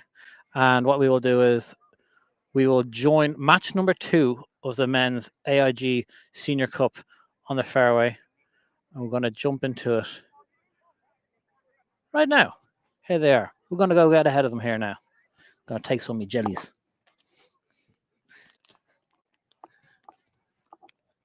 Roundtrees, if you're open to sponsorship, so are we.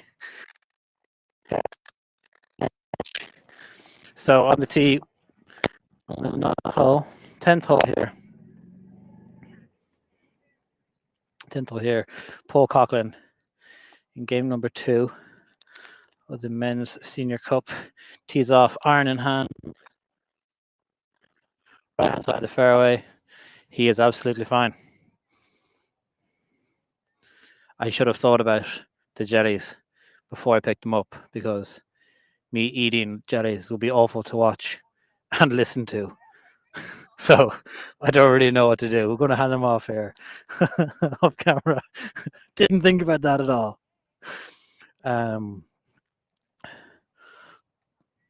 Paul's opponent, Dean McMahon, also iron in hand. Also on the right hand side of the fairway. Simple golf, it's straightforward. It's enviable golf. It's the kind of golf that I can only dream of. Me playing off at 4. I'm a far cry off of making any kind of senior cup team. But sure, what can you do? Play better. That's what you can do. First to hit will be, as we know it here at Carlow Golf Club, in total is 276 meters from the back tees, from the white tees. So not over for these gentlemen. These boys can all hit the golf ball a very long way. Up first, it's going to be Dean McMahon, self and his caddy, thundering up the fairway like men on a mission. For people at home, Castle Troy are in the white, Castleknock are in the blue.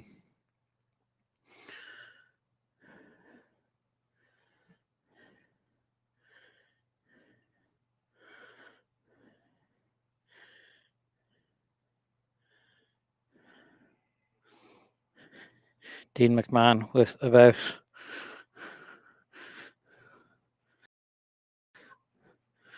120 yards or so to the middle of the green. He's giving himself a minute. Wiping himself down with the towel as he stands in the shade there. Trying to take a little bit of respite from the heat. Glorious weather we've had here now in Carlow Golf Club. Paul Coughlin is approaching his golf ball. Both of these competitors wearing shorts. It's kind of like live golf here, you know. Wearing shorts, enjoying themselves. Dean McMahon ready to tee off here, or hit off his second shot. My apologies. He's lost those now to the just to the right, holding on to the green, right hand side, pin high. That might actually no, it's hold on. It's held on. He's okay. A long 20-25 foot putt though, for his birdie. Paul Coughlin,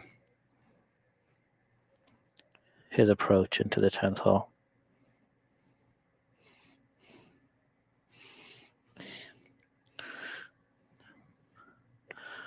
(118 yards).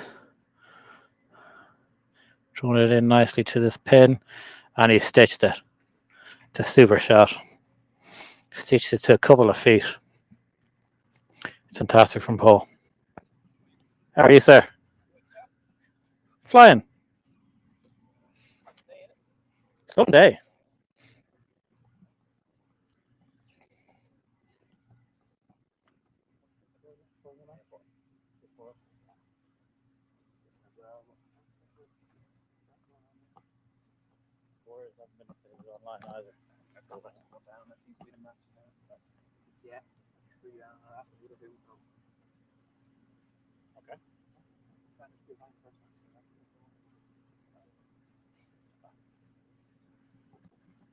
You worry about your match first. Yeah. Fantastic in there by Paul Coughlin. Just drew it in lovely. Very nice. He's left himself 2 or 3 foot. Scoring by Paul. He is 4 up in his match through 9 holes. So himself and Quinton Carew both leading their match, but they are down in the following 3 games. There's only 1 in it in the first match. There's actually, I apologize, 2 up. Dara Shukru 2 up through 9. Paul is 4 up through 9. Looks like he very likely could go to 5 up. And Quinton Carew is the only other Castleknock match that is up, as Ian O'Connell is down 3 down through 6 holes to Andrew McCormick, and Mark Dugas 4 down to Patrick Birmingham.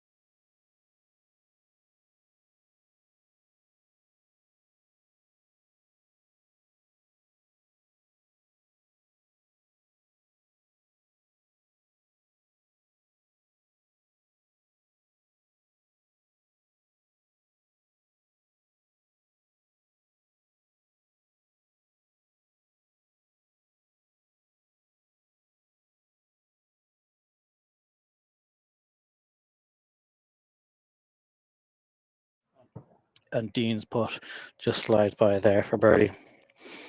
So Paul Coughlin with a chance to go 5 up through 10 holes.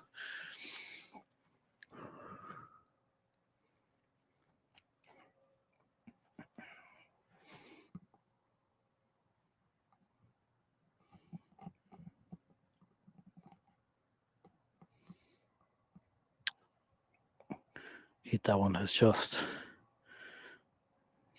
slid by. It's been conceded, so Paul is in for his par. Frustrated with that misread, but Dean now still has to make par to not lose another hole. He does indeed. Good 2-putt there by Dean McMahon as we continue on now to the 11th hole. What we will do is we will catch both of these gentlemen as they tee off, and then we'll go to an ad break and we will join game number 3, which is Ian O'Connell of Castleknock versus Andrew McCormick of Castle Troy. Andrew is currently 3 up. Andrew is currently 3 up over Ian. And we will wait for them to come join us after these 2 tee shots.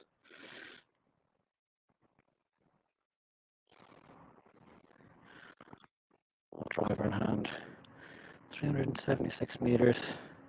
A little wasp getting in his way, kind of just looking to irritate him.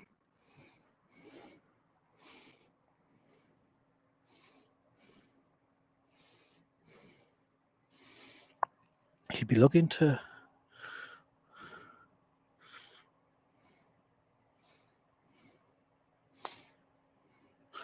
apologies.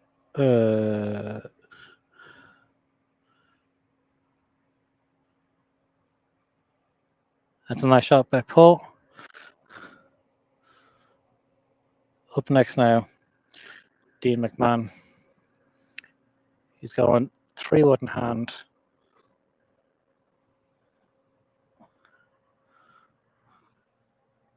So Paul's tee shot there went off to the right, and he should find it, but he's just taking a provisional in case. Dean hits 3-wood right down the middle. Finishes out right hand side of the fairway. She should be fine. This is a provisional ball here now by Paul.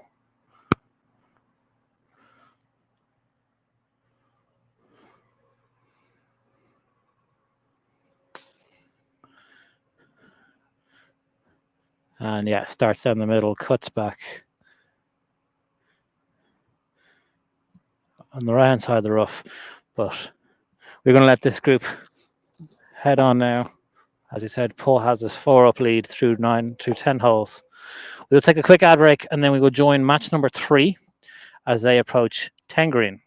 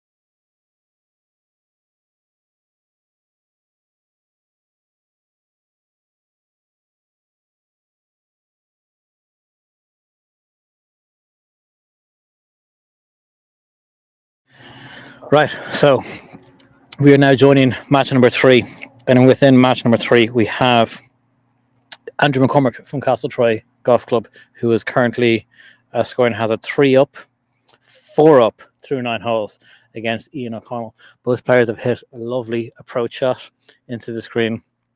It will be Andrew from Castle Troy who will be putting first.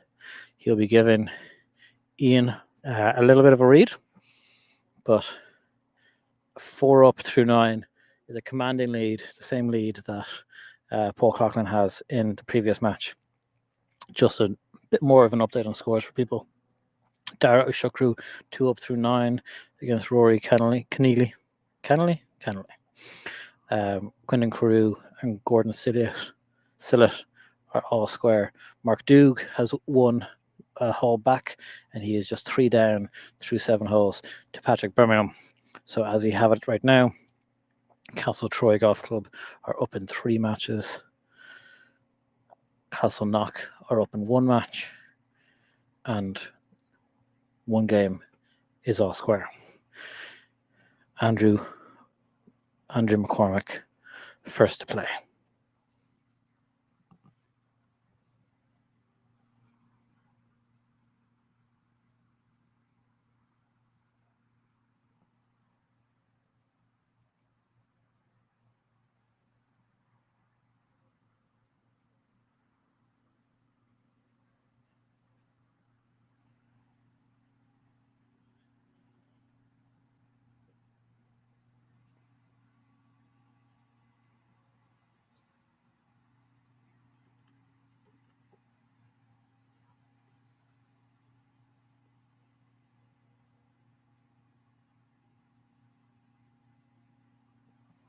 Andrew McCormick's taking his time over these putts.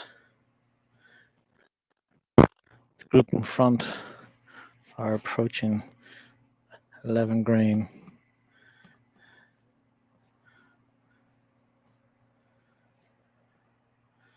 Not necessarily behind pace of play, but there's a referee off to my side here who might have a word with them.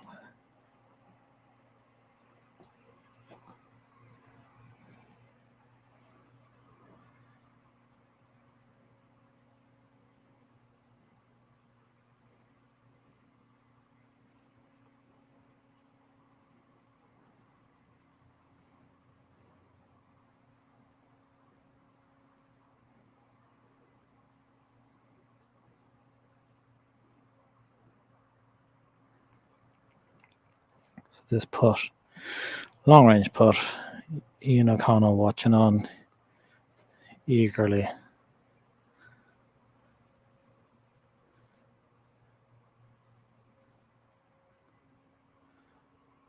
It's just going to fall to his right. And just 2 foot past the hole. Conceded there by Ian O'Connell from Castleknock. So he has this chance. He saw a lot there, learned a lot from that putt. He has a chance here now to get this match back to just a 3 down through 10 holes.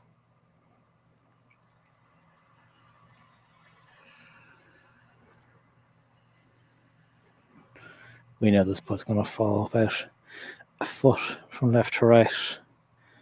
If he hits it, it's a nice line. It just slides low as well. That's also been conceded. And both players move on to 11T.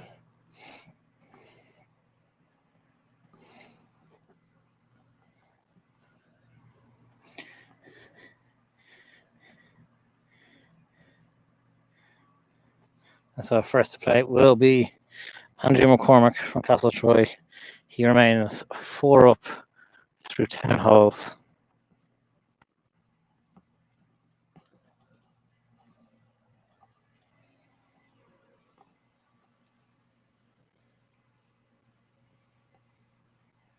Driver in hand, 376 yard, par 4 uphill. The line on this hole is a cluster of evergreen trees on the left hand side with the fade. It looks as though from here Andrew is going to try and hit the draw back into the wind. He has done precisely that. Wind holds it up a little bit. It's perfect though. Right hand side of the fairway. Very smooth, very quick. Nicely done. Ian here now, Ian O'Connell. You can see the setup. He is setting up to hit a cut.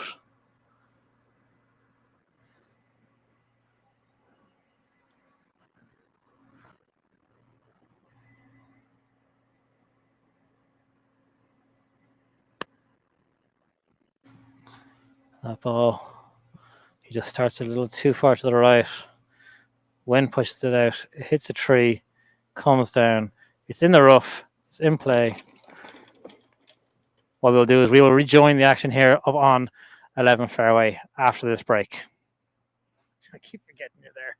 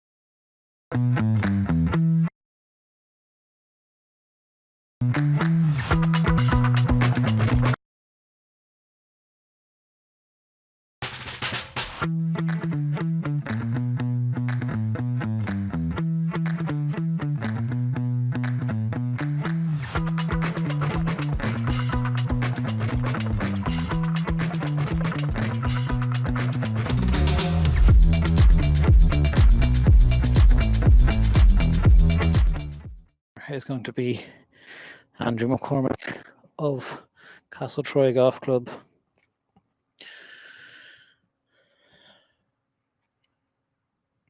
The wind is hard off the left here now. Playing that draw that he did into the wind was very nice. Held it up against the wind. Lovely. Tricky stance, I will be honest. The ball is sat right on the top of a little mound there.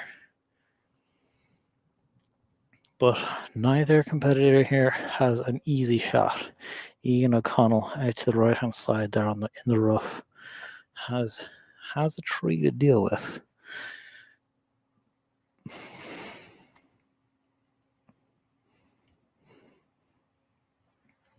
But Andrew McCormick is first to play. We have a score update for you as well on the 5 matches,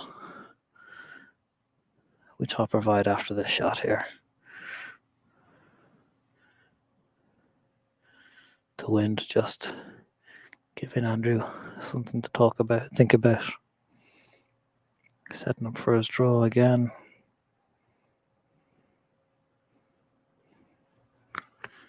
It's really nice, but just pushed out to the right a little bit.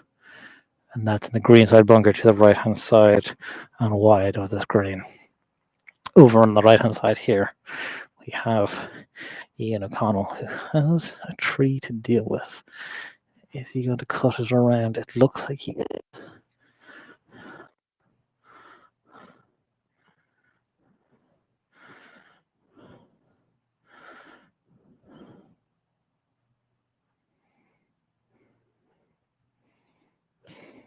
That's a superb shot, but it's out right of the green as well. He's going to leave himself about a 30-yard pitch to get onto the green. So he's going to be pitching over the bunker that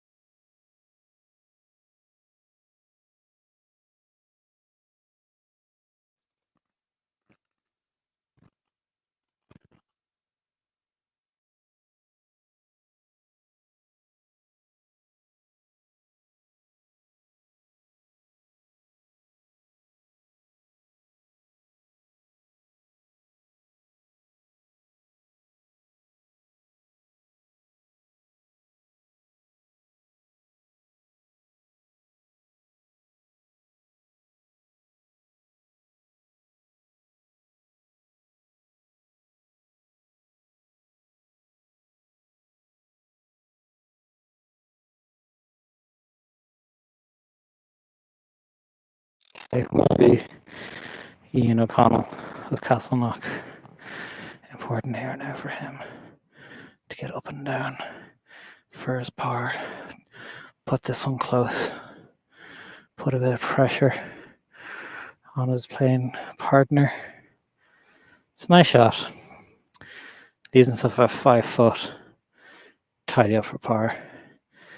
This bunker shot now that Andrew has is on the uphill.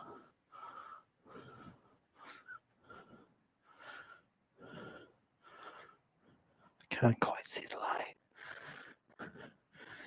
It's a good lie on the uphill. He can just splash this out, which he does. Throws it there. It's a super shot. Yeah, it's a super shot. It's a really, really good shot there by Andrew.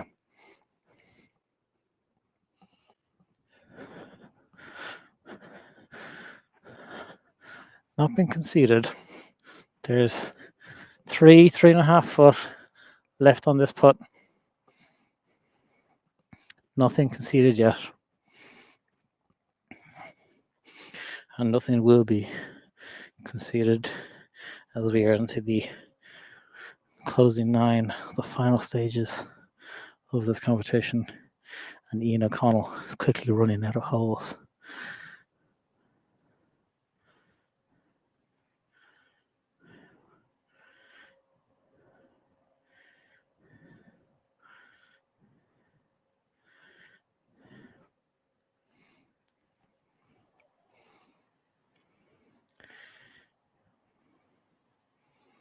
This putt looks like it'll fall from right to left for Ian. For par, it does indeed. He makes it good up and down.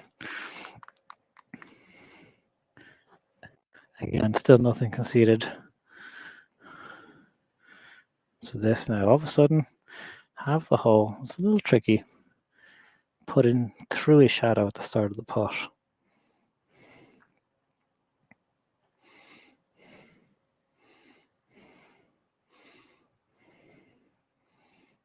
Just relining the putt some more. Himself and his caddy. Just double checking everything's correct.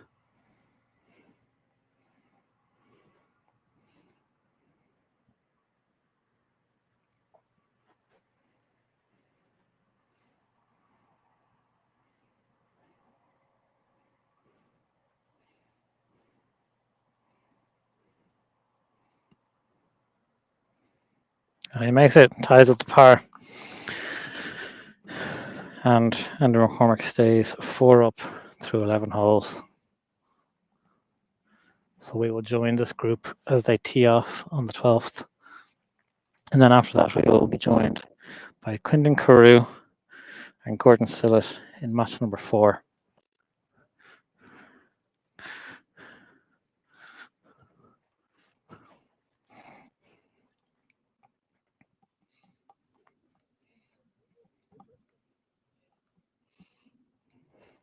So Andrew again, first to go. His lead remains 4 up now through 11 holes. As we mentioned, this hole, the 12th hole, is par 4.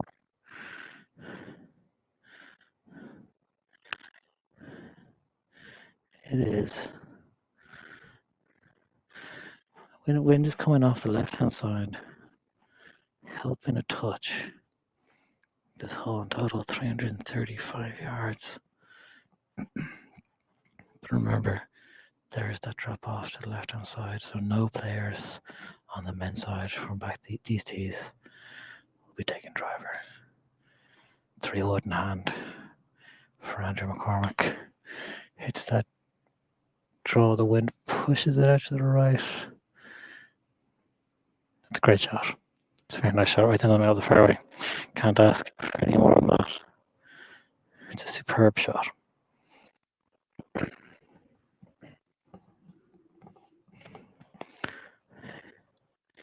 O'Connell now. He is going driver in hand. He likes to hit his cut, so he's going to start it on the line. On the line of that massive drop off. He's flared this one out. Flared it out to the right hand side, but he should be okay. A little gross. But we're going to turn our attention now to match 4. Where Carew is currently through 9 holes over Gordon Sillett. This is one of only 2 matches in which Castleknock currently lead over Castletroy Golf Club. We don't have any further score updates for you on the other matches, but Quinton Carew's shot on the front of the green. He's got Jason Sherlock on the bag. It's a duo that has worked very well for the two of them. Correction, he is just short of the green. His tee shot went out. He flipped it to the left hand side there, so he's punch out to a number just shy of the green. So he's going pitching up here. He's got an uphill pitch. Flags in the middle of the green. He's just assessing the lie, assessing the slopes. Gordon stood it there. Just got over that false front. He's left himself about 20 foot for the putt. This is a pretty routine chip for Quinton Carew, let's be honest.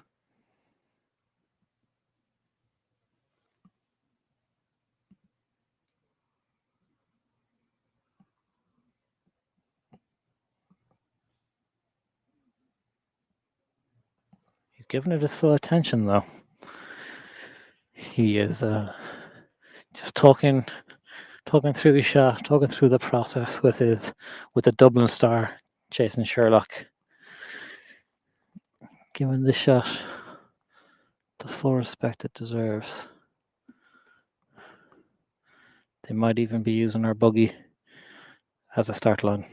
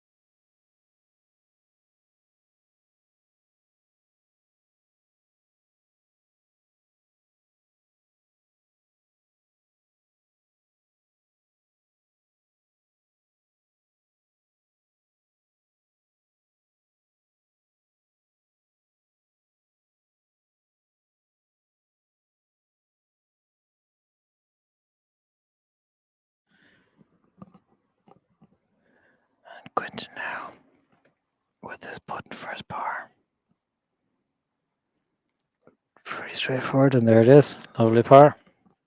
So, no blood for either gentleman. And we move over to the 12th hole, par 4.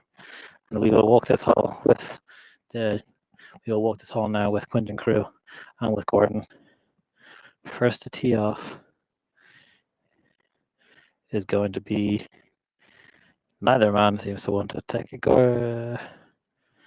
Quinton is going to be the first person to tee off. Here we go.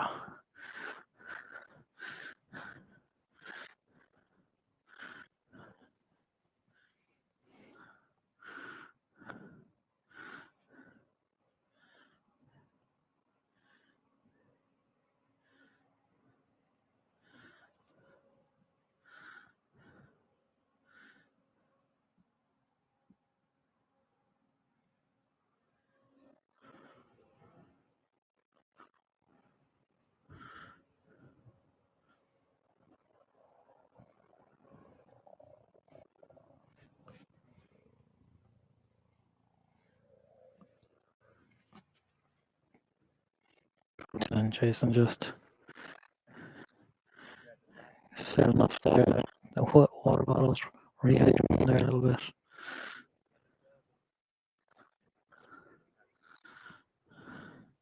So ball change here for Gordon Sillett.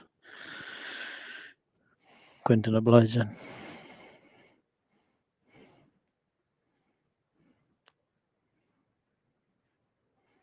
Gordon getting the water on board as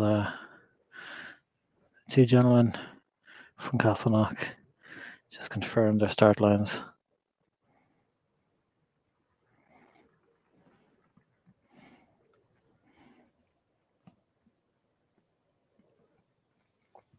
They've gone with the driver anyway.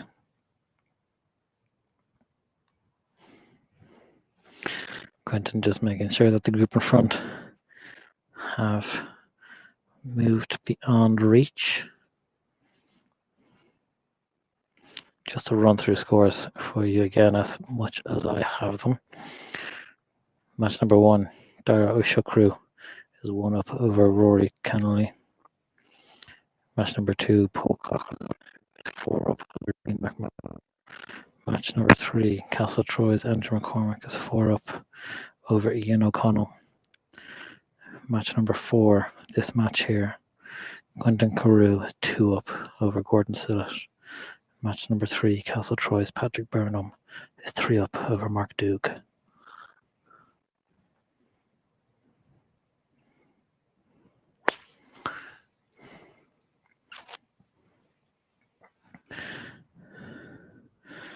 And as I said on the right hand side, they don't seem to be troubled by that right hand side whatsoever. And Gordon here taking a driving iron, not taking as much as Quentin off the tee.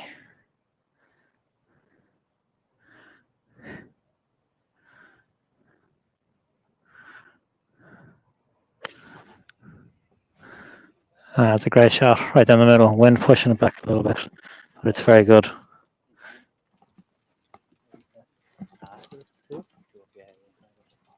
you enjoying it? Here in the weather savage, horse is grand.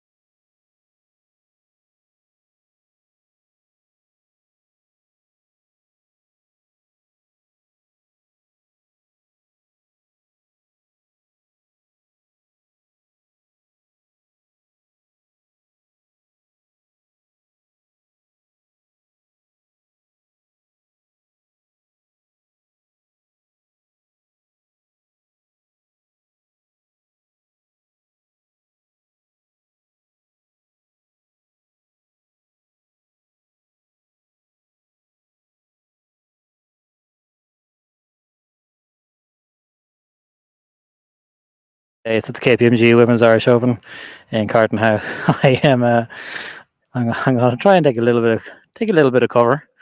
Gordon Sillett has laid up to a perfect number, to be honest with you. He has 147 or so yards to the middle of the green.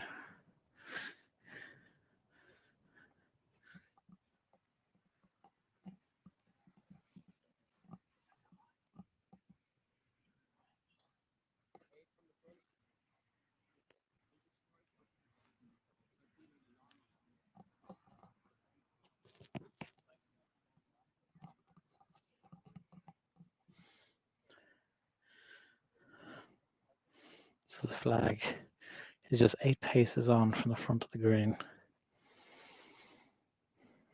About 16 in from the left. He's still looking to hit that draw.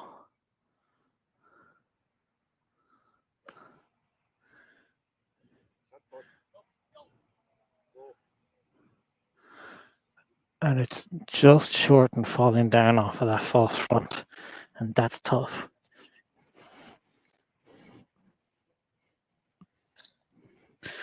That's an unforced error by Gordon Sinnott. But Quinton is miles down here. This is, if you can trust that you're going to miss out on the right-hand side, and that the right-hand side is the place to miss, you carry beyond these trees here. Bigger carry than I can give. That's for sure. So he's down there on the right-hand side in the rough, but he's got a straightforward uphill pitch shot to this green. The only thing he needs to be wary of is to the left. So he'll fall down that cavern of death, and that's where the ball finished. Very lucky it didn't fall down any further. Very lucky that that golf ball didn't fall down any further. But you can see here now, making his way down to his ball. If you can trust it, that is a good. Wouldn't give it much more than that.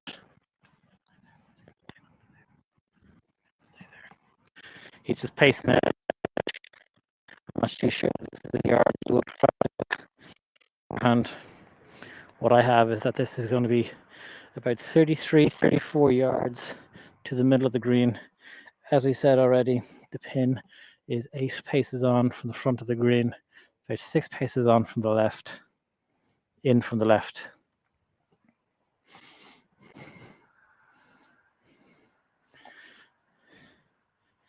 And Quinton there just finding his spot where he wants to try and pitch the golf ball to.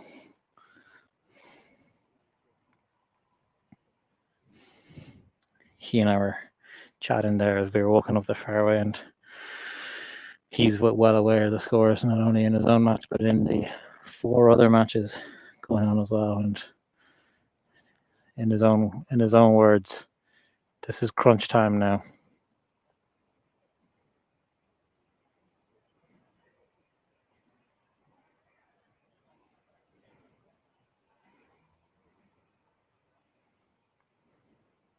So again, they're just talking to their process. Jason Sherlock, obviously Dublin football legend, but also worked as a sports and psychologist and performance coach.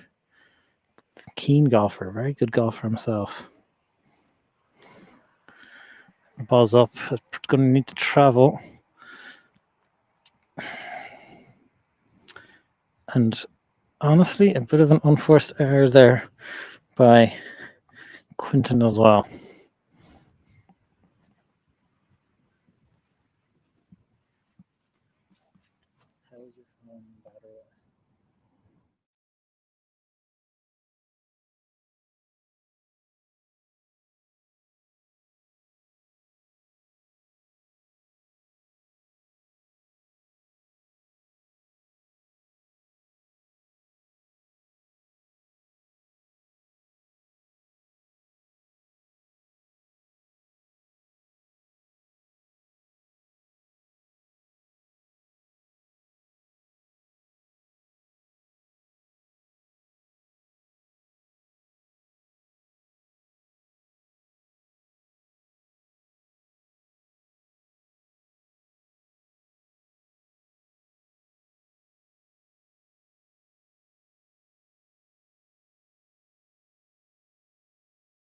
He's just waiting for his opponent to just play his shot. The wind is coming up a bit more now. It's getting a bit gusty.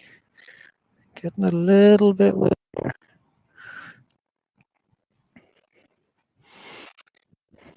Just a reminder on our coverage here today. All of our coverage is brought to you by AIG, who are a proud supporter of amateur golf in Ireland. They've been a partner of Golf Ireland's for 25 years now. And golfers can get an additional 10% off their car insurance when you go and visit AIG.ie. If you use the discount code FlexiGolfer, you can also get that discount. So Quinton's putting this in the back of his stance. That checked up on him a little bit. Not too happy with it. Stomping a little bit.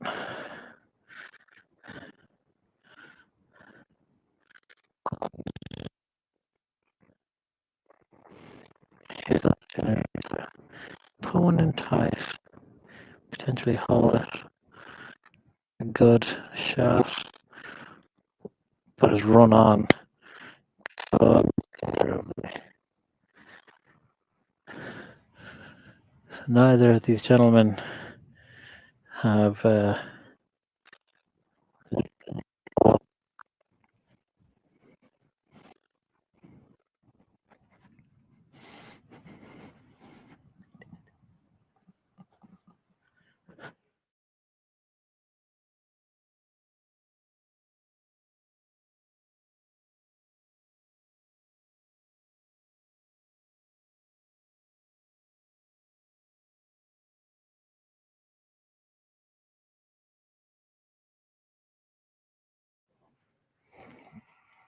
so two pretty average chips from both gentlemen there, unfortunately.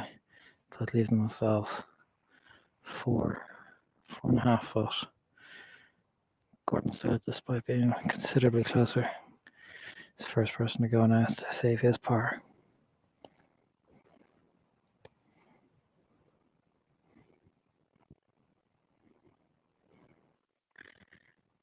It should just be slightly out of his right. He's missed that now.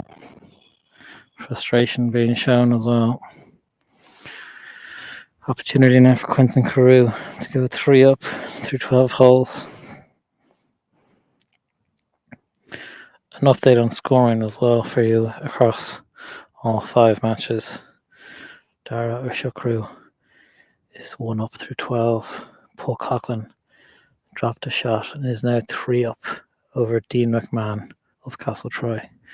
Game number 3. It's a great putt there by Quentin Carew.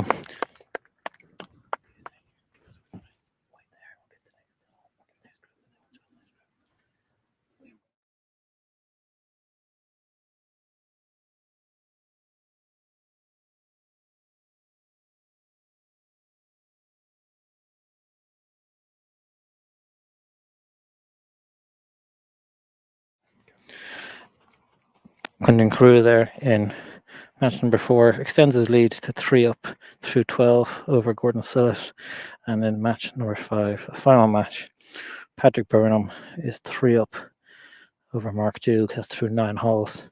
They're coming down 12 here. We will get an updated score for you as soon as we can. First to tee off will be Quentin Carew. He is just waiting for the group in front to finish out.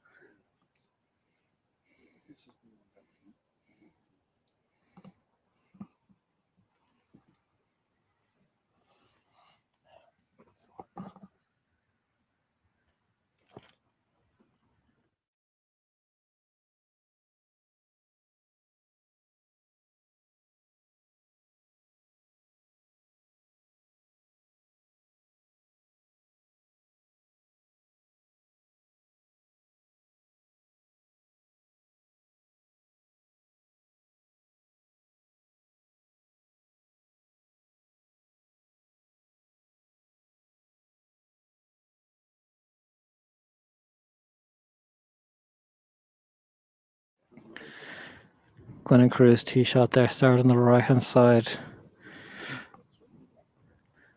I think he's missed the green entirely if it's not on the back right hand side of the green.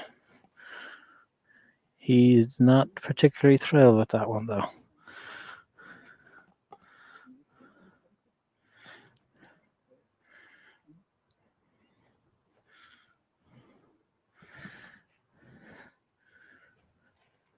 Quinton's ball might be in that right hand bunker. Pin high.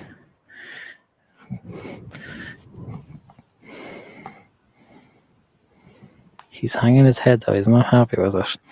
Mark Duke playing a draw. Again, the wind's going to play with the draw, push it out further left. So he's starting at the right hand side, coming in a little too far to the left. Stay there, and it's a great shot if it holds on. It's just held on. It's a long birdie putt that he has, but he's in good position.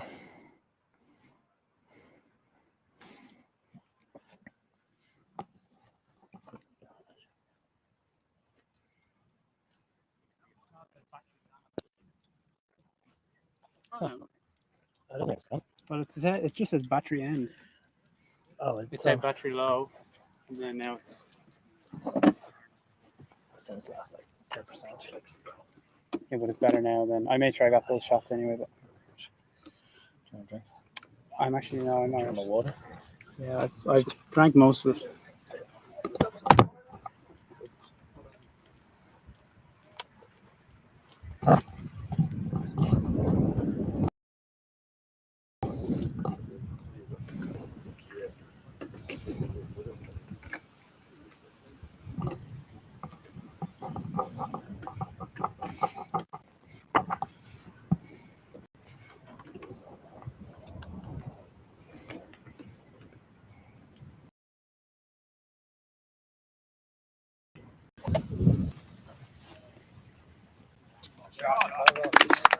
Would you want a podcast? Okay. We can leave it off for a moment.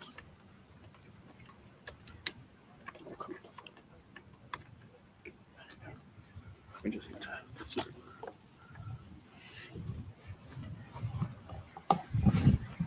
There we go. Yeah, we just need to turn it on, but we're just. Is that back on?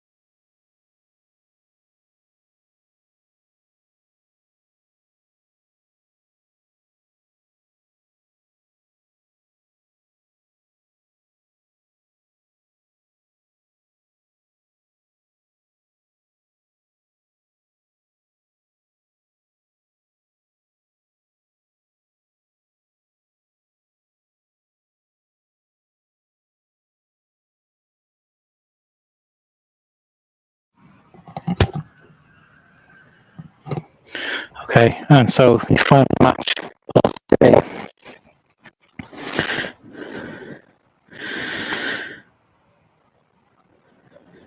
Final match of the day. Mark Duke versus Patrick. 13th. What we will do is we will jump through this. We will run ahead to the 16th green as they come in again. 147 yards to the middle of the green. The pin is toward the back left. It's about 12 paces on, 20 paces in from the left. Wind, as these players are looking at it, although it has died down, it is coming from the right hand side.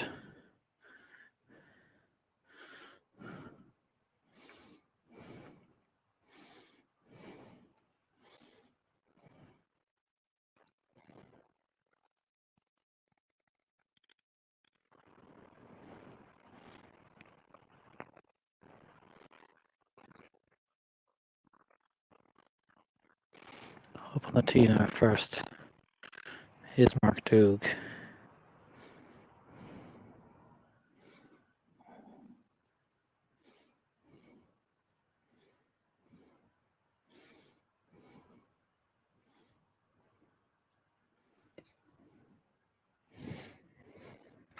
The ball's away. When's gusted now come up.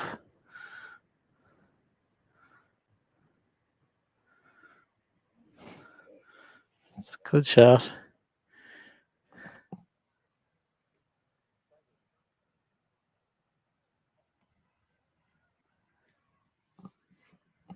Up now is Patrick Birmingham.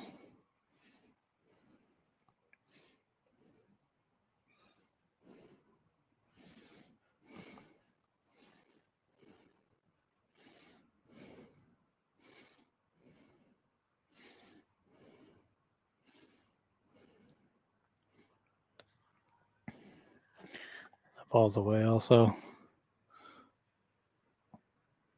Right hand side of the green. Drop down nicely toward the hole. Both of these players now making their way on.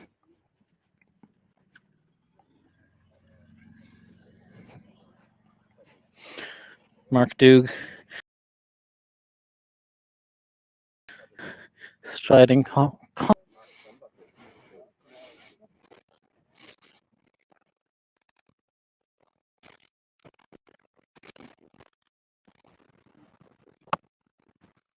You, sir? Thanks.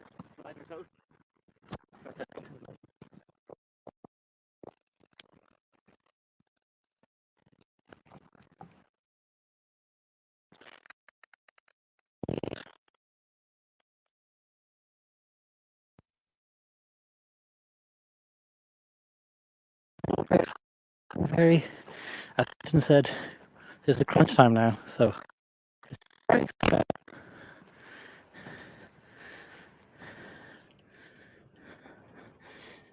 It's a lovely day for it as well. Sure, isn't it lovely? Aaron, you're only just back from Australia. It's basically like you never left. It's the exact same conditions.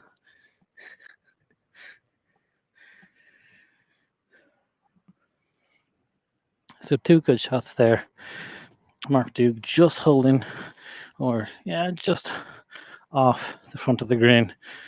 Honestly, possibly a little bit lucky that ball didn't fall backwards on him a bit more. Patrick Birmingham playing it out to the right hand side a little bit more. He might be further off or further away than Mark, even though Mark is off the green.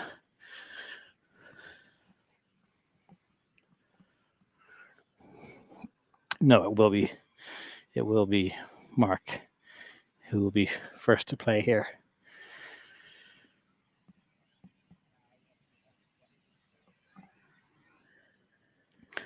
Mark just confirming with his opponent there, playing partner, that it is him first to play. We have an update on the scoring for you as well.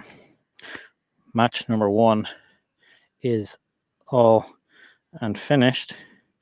Dara O'Shukru of Castletroy has beaten Rory Kennelly 4-3. That game is all over. Match number 2 remains Paul Coughlin 3 up through 12.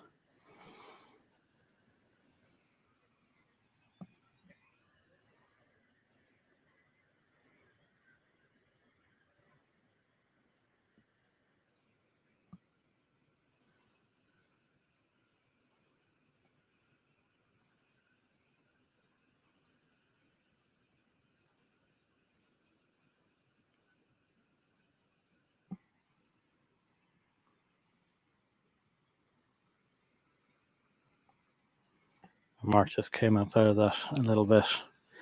Decel on that, leaving that putt. Leaving that putt about 5 foot short. So Patrick with an opportunity here now to extend the lead once again to 3 up. This match is really the deciding match. Every other game is kind of convincingly up one way or the other. Patrick's away very quickly. It's a great putt, but it just rolls past the left edge and continues to roll on. So this has gotten interesting.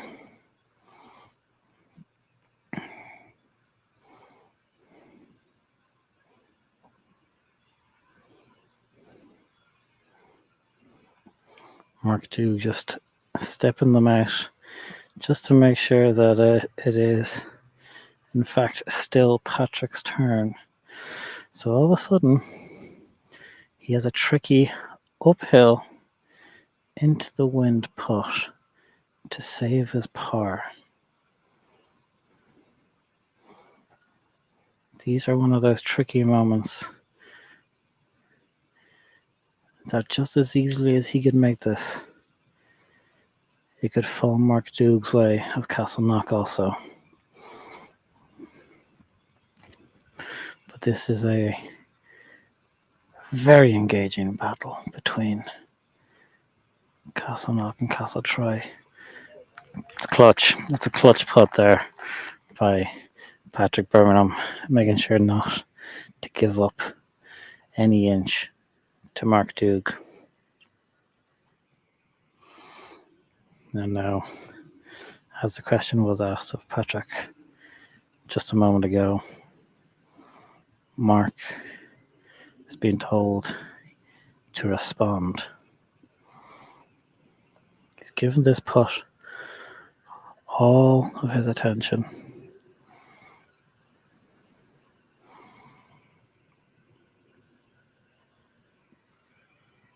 He's happy with his line.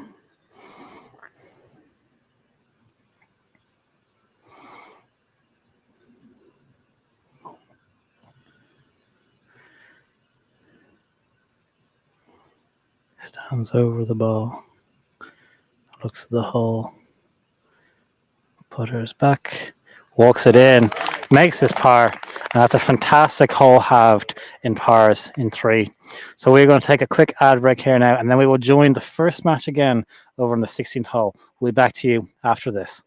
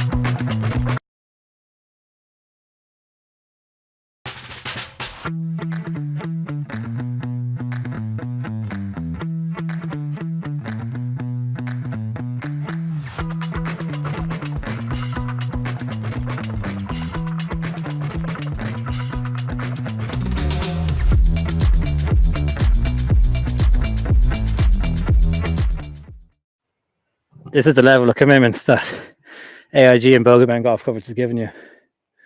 We just ran, or I just ran with the camera from 13 green to 16 green to catch up with the second match of the day with Paul Coughlin, as the first match of the men's AIG Senior Cup final has already been concluded. Castle Troy, as I mentioned already, have claimed the first point. They won 4-3.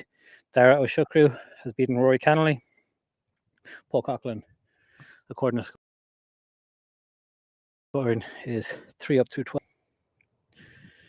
In match number 3, Andrew McCormick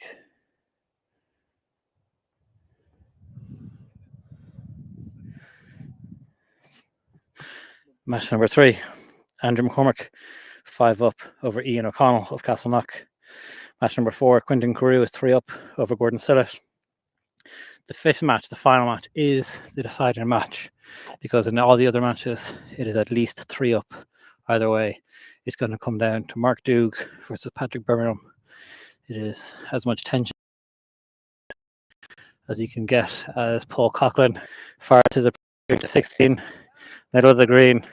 So a 12-foot putt uphill toward the pin, as his opponent has missed the green.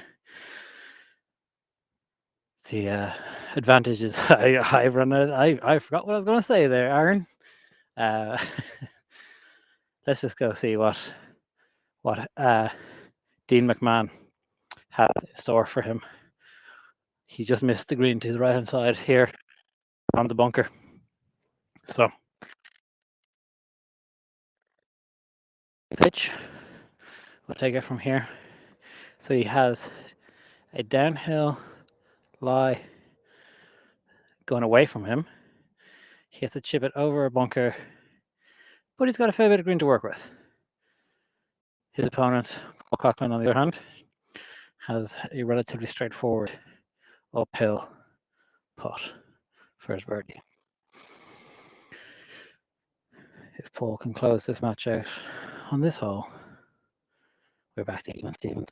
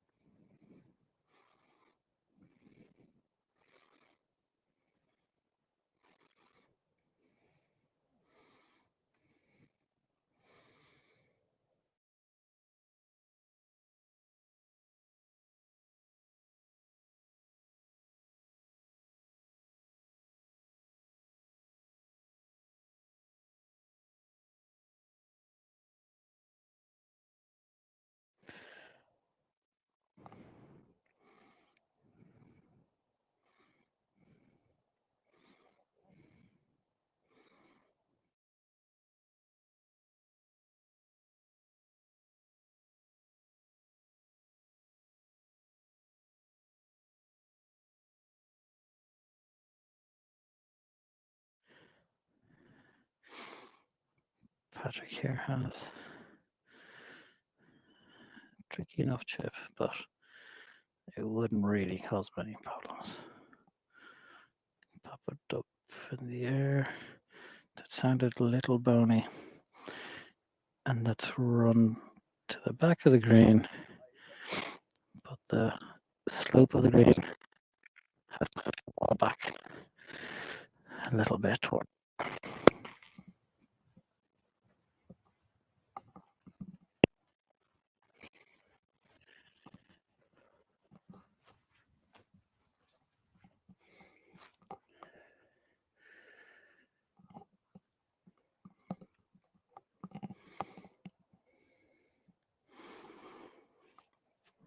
Paul Coughlin giving this his full attention. Just fixing a couple of pitch marks, imperfections on his line.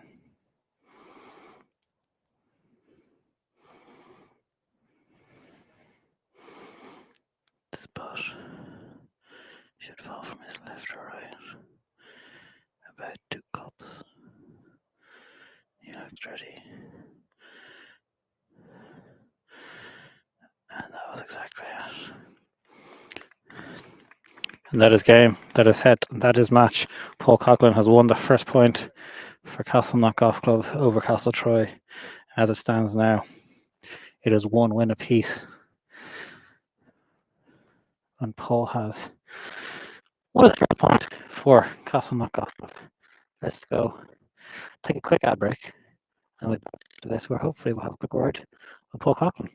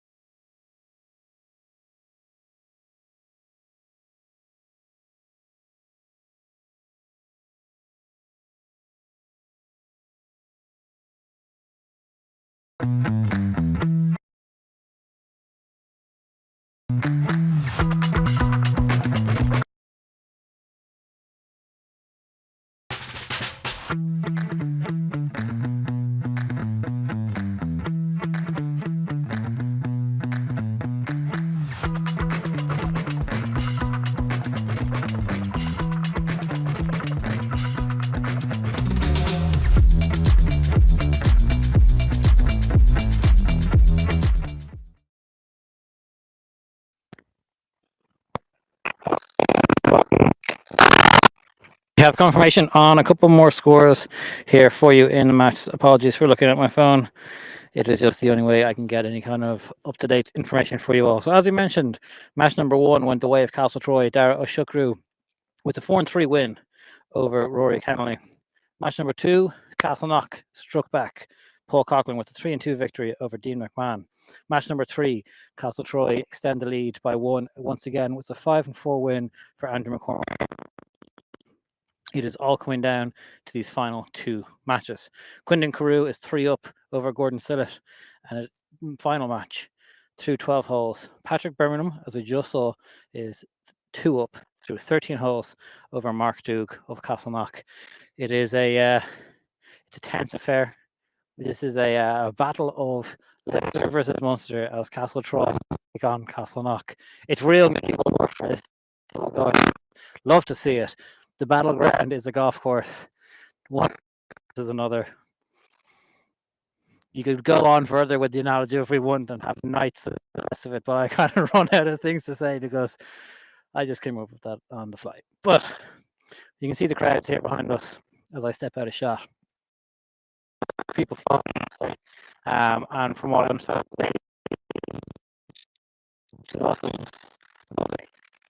we are overlooking the tee box.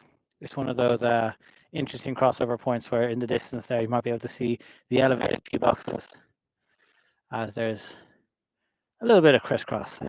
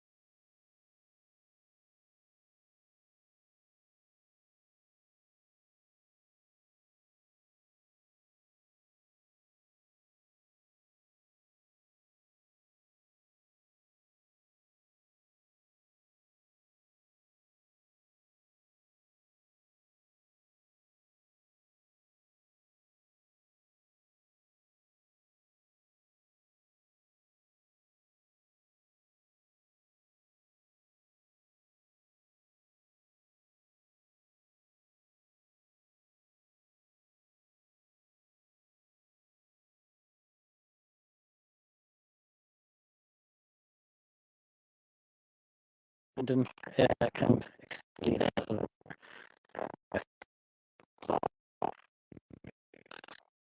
bit.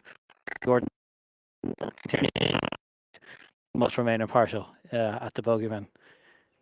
And then final match number 5. The score is still Patrick Birmingham 2 up through 12. We know that is at least 2 up through 13 because we were there. He is 2 up ahead of Mark Dew.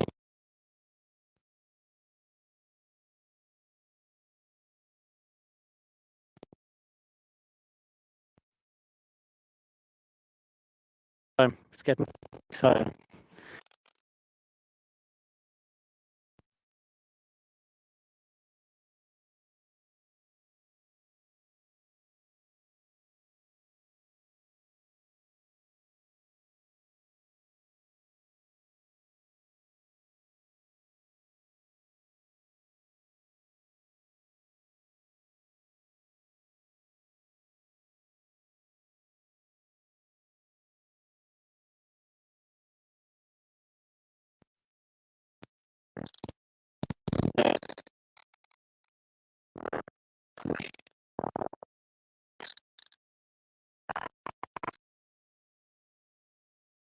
So it's the investments that goes the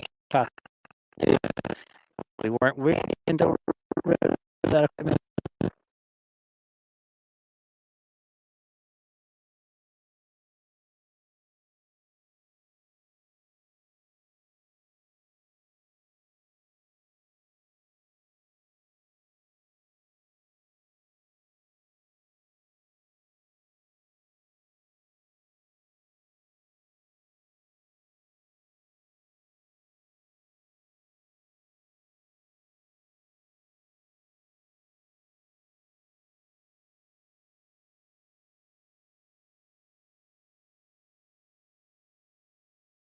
Subscribe to our channel. It's been growing nicely this year, and our ambition is obviously to become a broadcaster and bring more professional golf, not only just in Ireland but across the world, to you guys at home or wherever it is that you walk golf. It's me stop for enough. My crew has reached his golf ball.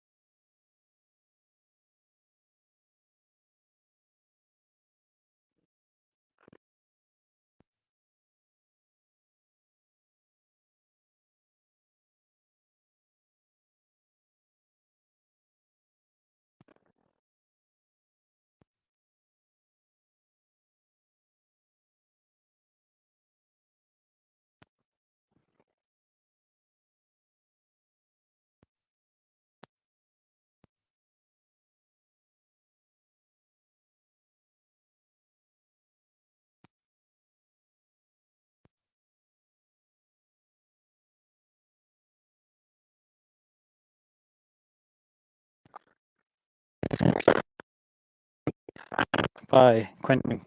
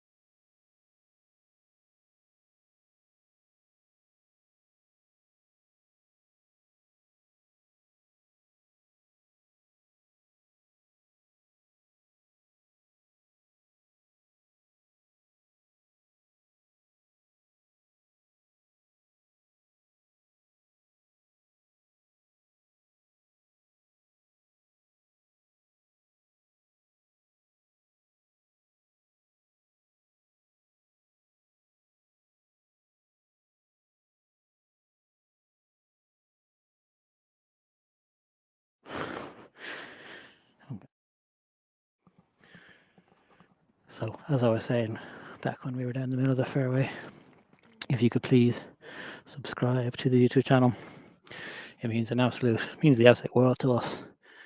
Obviously, we were live broadcasting live from the range at the KPMG Women's Irish Open for the last 2 days. And as you guys support the podcast, subscribe to our YouTube channel, follow us on Instagram and the rest of it, it means the absolute world to us. And it also means that we can bring more amateur golf like this to you.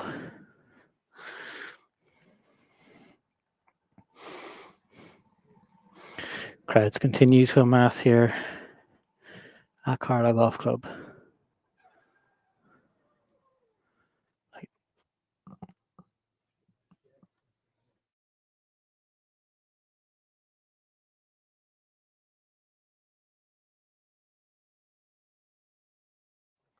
Quentin Carew here, the first to go. He will be giving Gordon a read on his putt. But every shot now, every putt has very quickly become must make. 15 foot up the hill. And Quentin has left it just 1 foot short. It's been conceded by Gordon there. Gordon with about half the distance.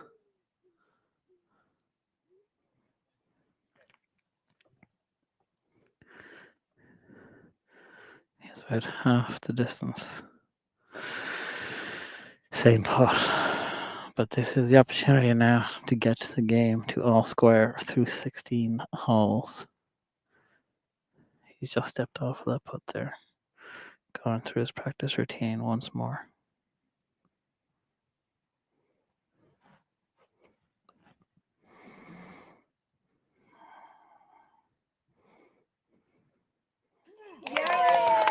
Fist bump, and he's only delighted by that. Quinton is not happy.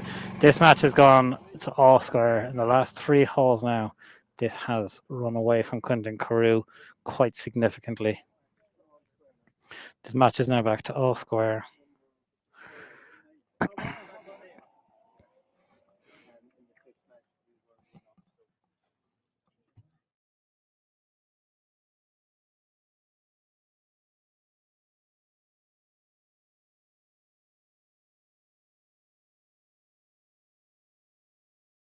Quentin's teammates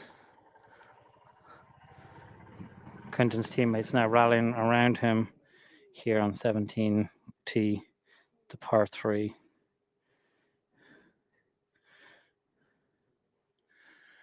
From the back tees, this hole is playing just over 132 yards.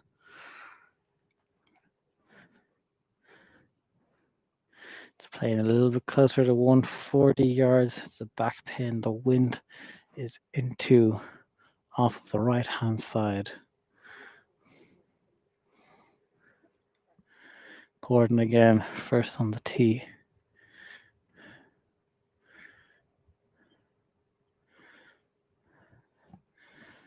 Even with this wind, this would be nothing more than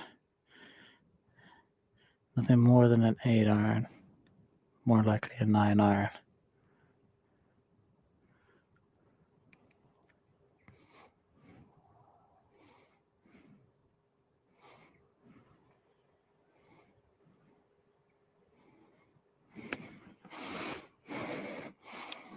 He started on the right-hand side.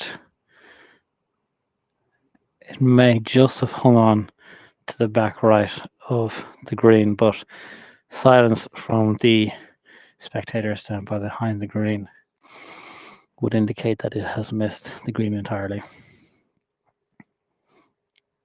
Quinton now is next up.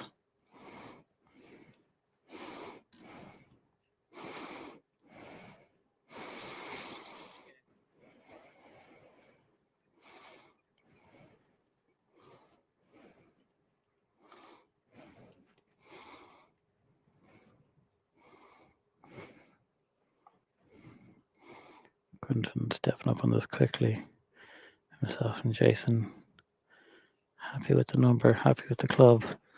Ball's away, and that's gone left. That's gone into the trees. He's dropped his club.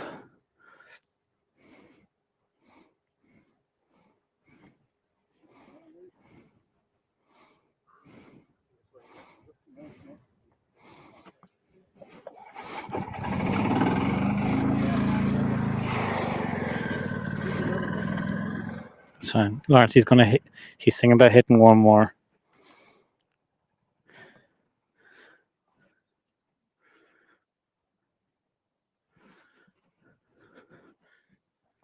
Lawrence, you going ahead.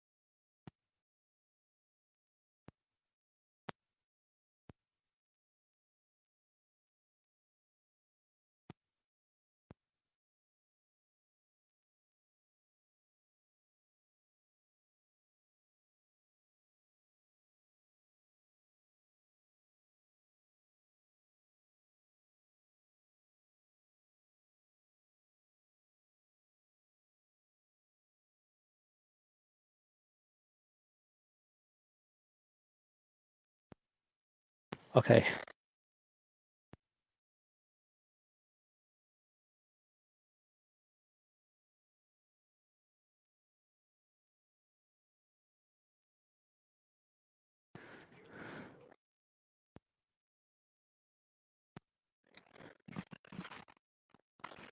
What was he asking for? He's back. Can you hear me? Can you see levels 1, 2, and 2? Okay, there's just a player coming behind you there.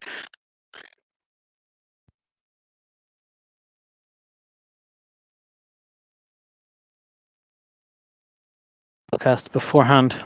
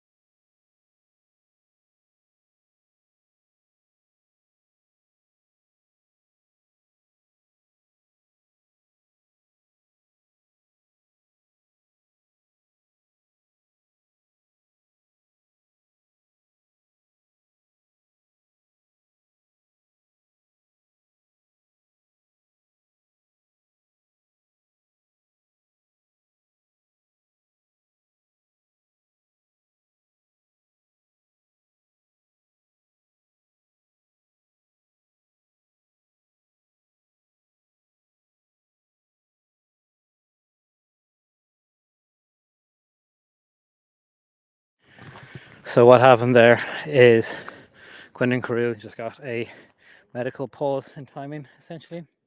And so, because he obviously lost his golf ball pretty far into, I mean, the crap, if you want to call it that, let's be honest, with his first, the lead rules official said that the search for the golf ball was to be stopped, so it doesn't give them an unfair advantage.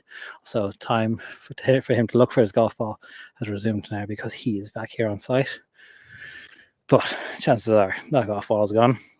So he hit a provisional. He hit a very good shot for his provisional. So he's putting for 4 now at best, unless he finds something. So developing situation. And to make it all the more contentious, well, not contentious, but a little bit more dramatic, the final match, Mark Duke has eaten into that 3-down lead, and he is now just 1 down on the 16th green. This could go anyway.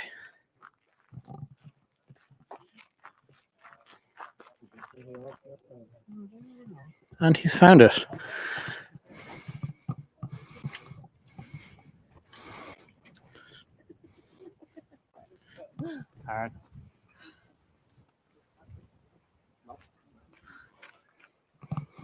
So, yeah, there we go.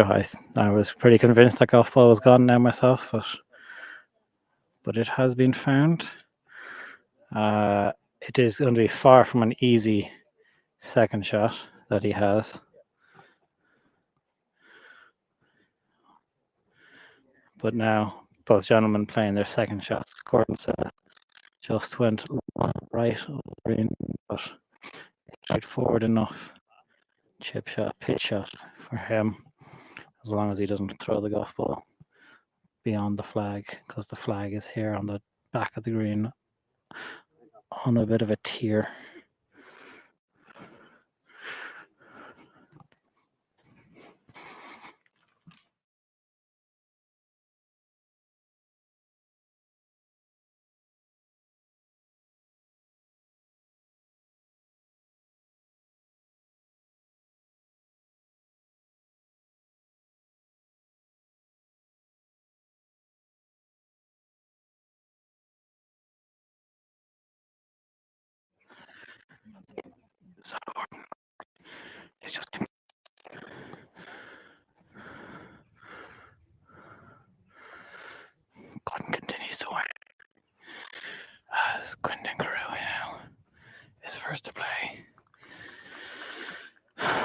The tension continues to mount as they were measuring out who was to play first.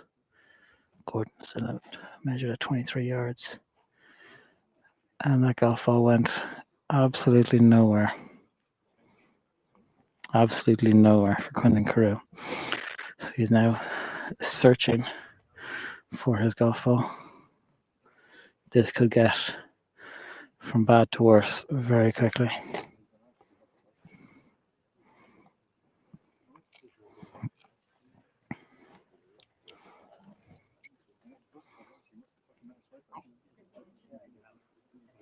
Okay, he's now found the golf ball again.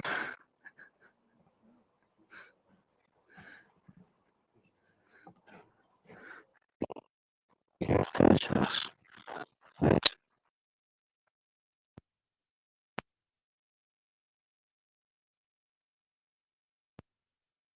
At this point I was playing his provisional, but here we are. Gordon now has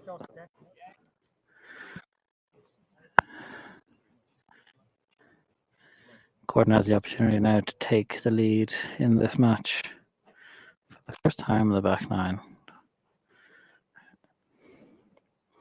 What a time to do it.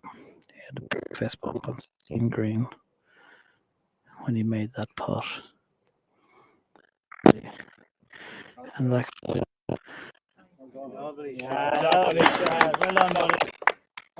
good section. Teammates encouraging him, clubmates encouraging him on as he's given himself 12 foot for his par.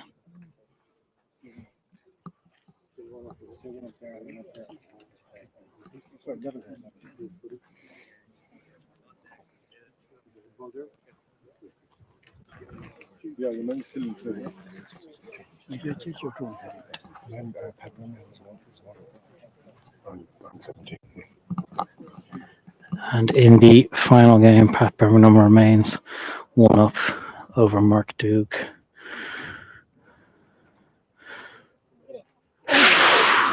And he's nearly held that for his bogey. But it looks set to be a 5 there for Quentin Carew.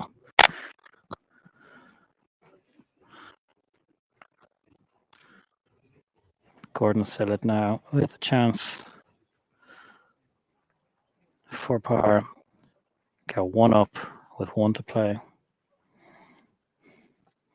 Serious crowds have formed around the back of this green now as the last two remaining matches in the championship are both hanging in the balance. Mark Doug from Castleknock is one down to Patrick Birmingham. Gordon Sillett now with a putt, one up for Castle Troy over Castleknock.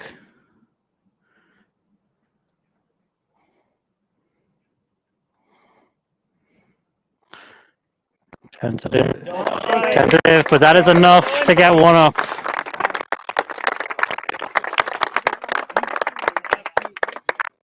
One up with 1 to play. We are going to remain on this green here now as the final group comes to play in, and Mark Doug and Patrick Birmingham are set to play this 17th green. The other side from behind the screen.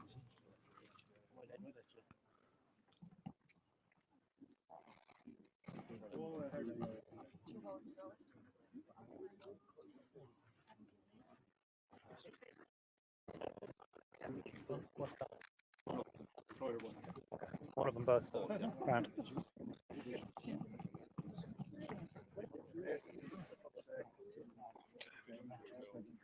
So confirmation on scoring for you watching at home. Castleknock are 1 down in both games. Mark Doug here has been eating into this lead by Patrick Birmingham. Gordon Sillett has all the momentum as they walk over to 18T. Mark II takes 5 of them straight at the pin. It is right on it, but just short. Leaves himself on the lower tier.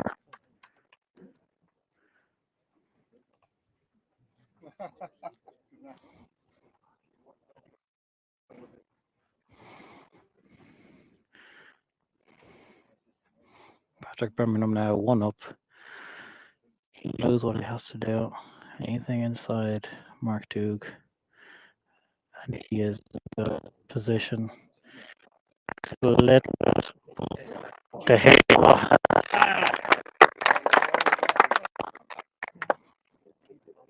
An aggressive bounce. He's gone all the way off to the far right. So an unlucky bounce, or whatever way you want to look at that, depending upon which side of this battle you fall on. Mark Duke has an uphill putt from one tier to another. Patrick Birmingham has a chip that'll run away from him a little bit. Neither are easy shots. And the tension continues to mount as the camera looks around here now. There's a lot of people here. It's great to see. Lovely to see on this lovely sunny afternoon. But it's all to play for. All to lose all at the same time. So Patrick Birmingham 1 up. Mark Duke has played incredibly well to get from 3 down to 1 down. And then conversely, in the final match, Quentin Carew, who was himself 3 up at one point, is now finds himself 1 going over to 18. He's obviously battling shoulder injury from what seems to be residue from his injury.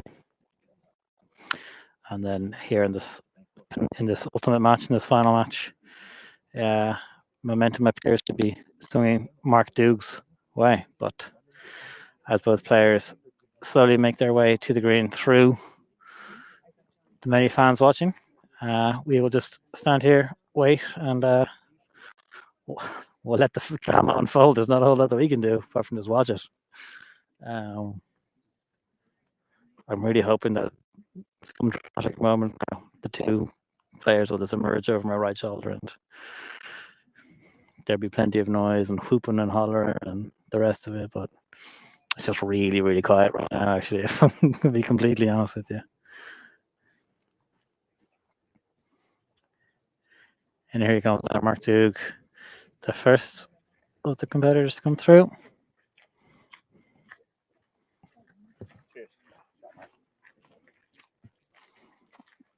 Castleknock teammates to the right hand side. Patrick Birmingham walks down toward his ball, putter in hand, not risking playing the edge.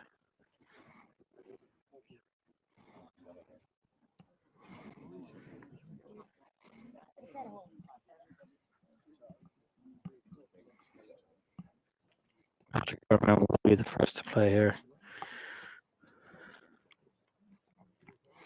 As you also, he played it to the left hand side of the green. It's a low bullet. It's always going to be tough to stop on the screen.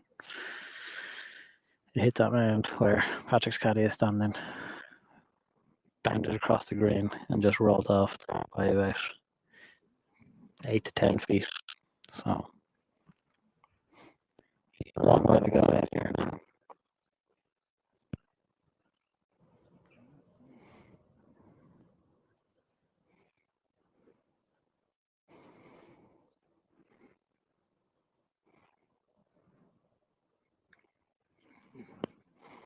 Big hit. It's a good putt.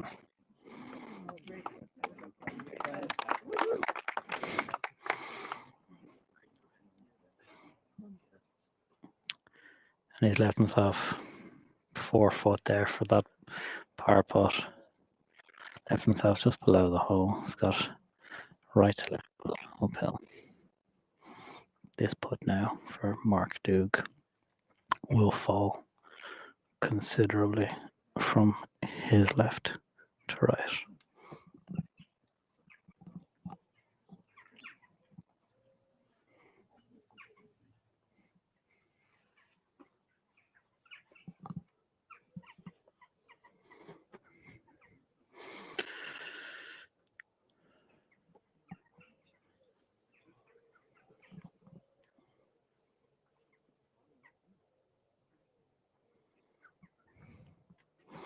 So Mark and his caddy confirmed their line.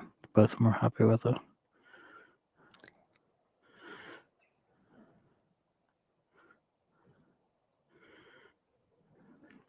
He's playing this for plenty. Left to right. Far from an easy putt. That's a good putt. And it's sat on the edge of the hole. And it's a easy par for Mark Duke, but he'll be frustrated. He exhales, he picks up the ball. But again now, question asked of Patrick Birmingham.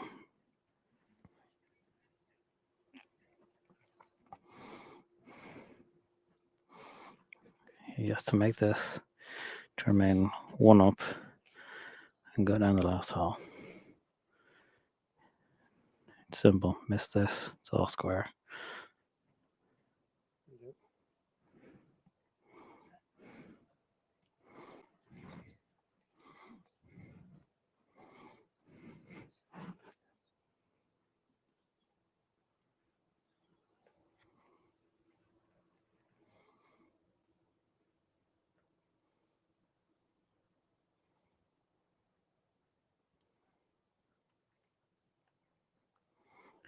And he makes it. And he makes it. So we go down to the 18th with Castletroy one up on both matches. There we go. I have a little bit of trouble getting through these crowds. But it was a super up and down there by Patrick Birmingham to remain one up. Mark Duke had asked all the questions of him over the last couple of holes, and Patrick has had all the answers. Our mobile studio is going to have to wait until everyone goes ahead.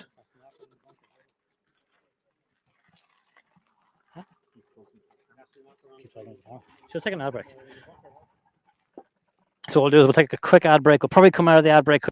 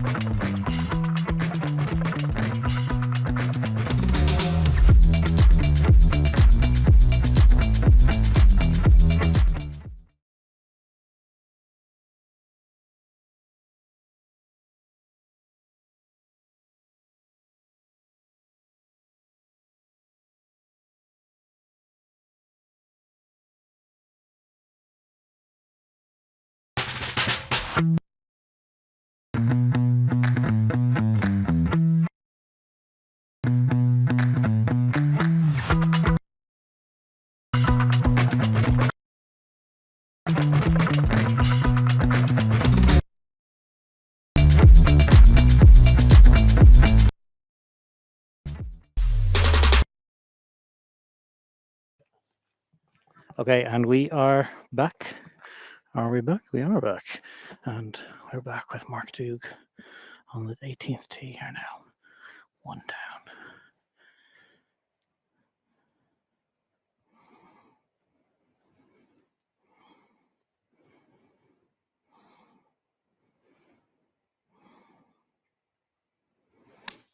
Three wood in hand. That ball's away. Early tee pickup.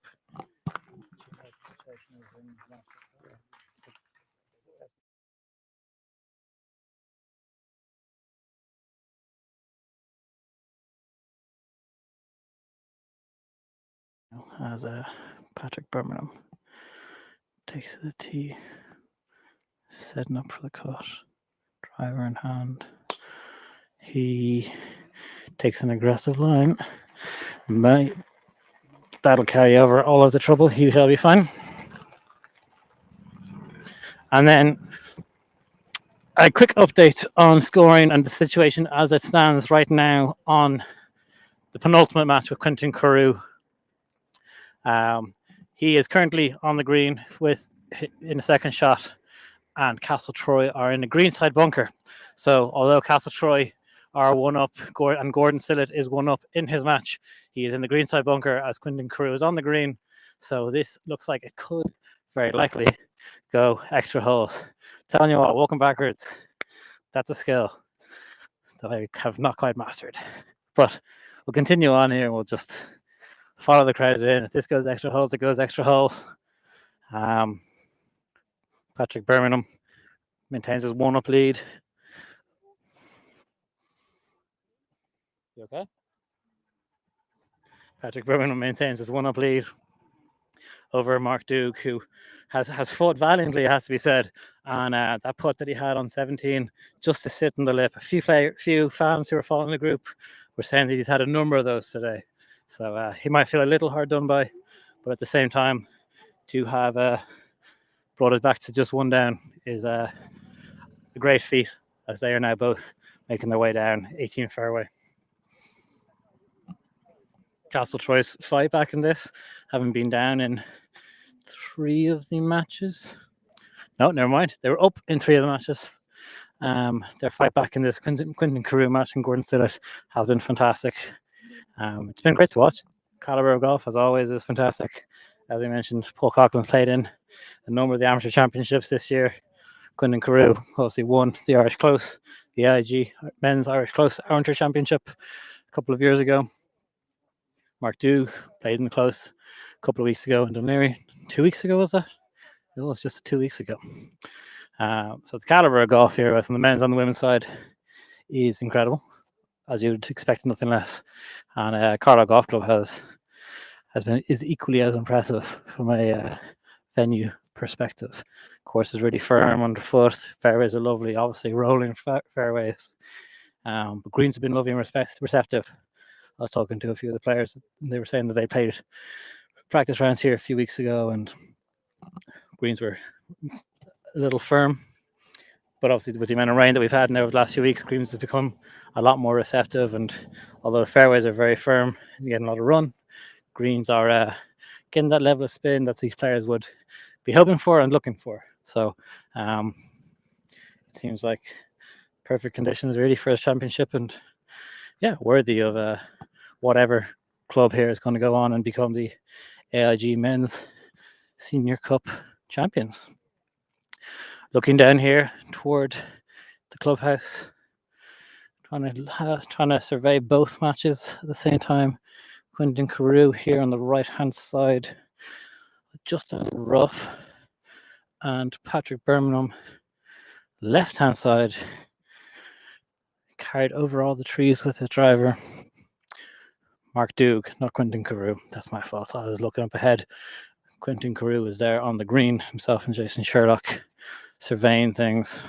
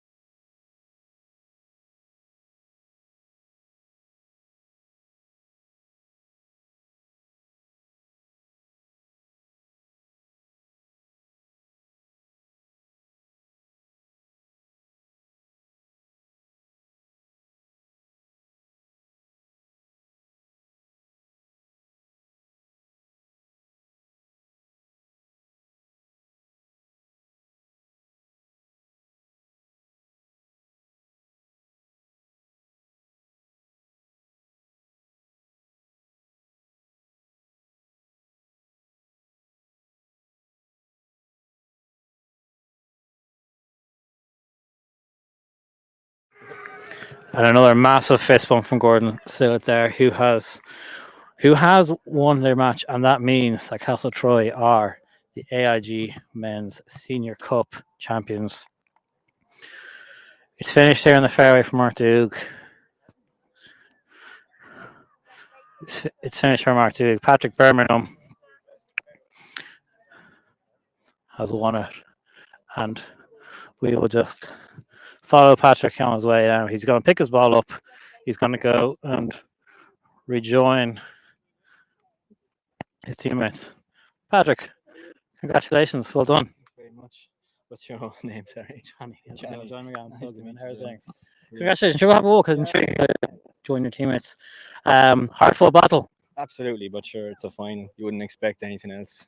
Castleknock have unbelievable players. I'd say we were definitely the underdogs today, so to have pulled it out of the bag like that, I mean, just absolutely thrilled. It's unbelievable. Like Absolutely, yeah. Proper battle between a couple of castles, we were saying. a couple of castles, yeah.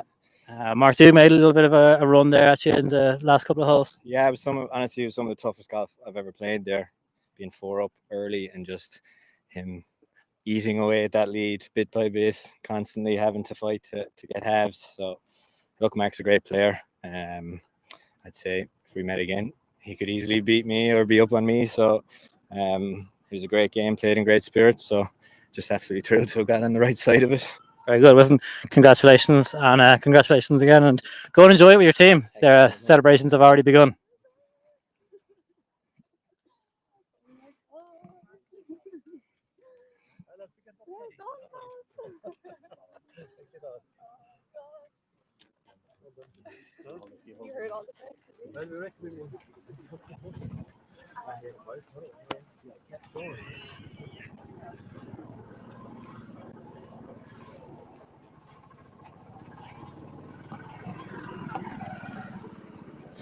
So there we have it, Castle Troy Golf Club victors as the team goes to celebrate with Patrick Birmingham. They win 4-1. A huge win for Castle Troy.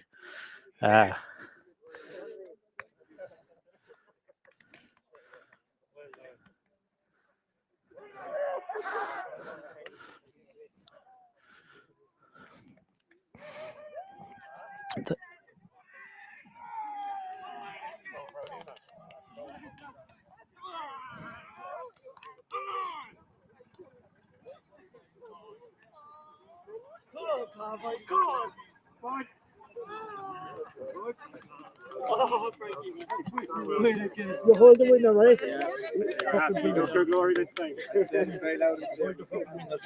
Gordon Zill, how are you? China McCann from Bogeyman. Congratulations. Great win there back against Quinton Carew. Great fight back. Thank you so much. Yeah, it was tough all day. Quinton was playing brilliant, and I just kind of got a few birdies coming home and was happy enough then. Yeah. A couple of big fist bumps as well on 16, then there on 18. I'm going, yeah. How much does this mean to you and the club? Oh, it just means everything. It's kind of what we do. We've put so much work in Castle Troy. The managers and everything, I'd like to thank them so much. My coach Arthur as well. It just means everything, man. It means absolutely everything. Listen, go enjoy it with your team. Congratulations again. Thank you.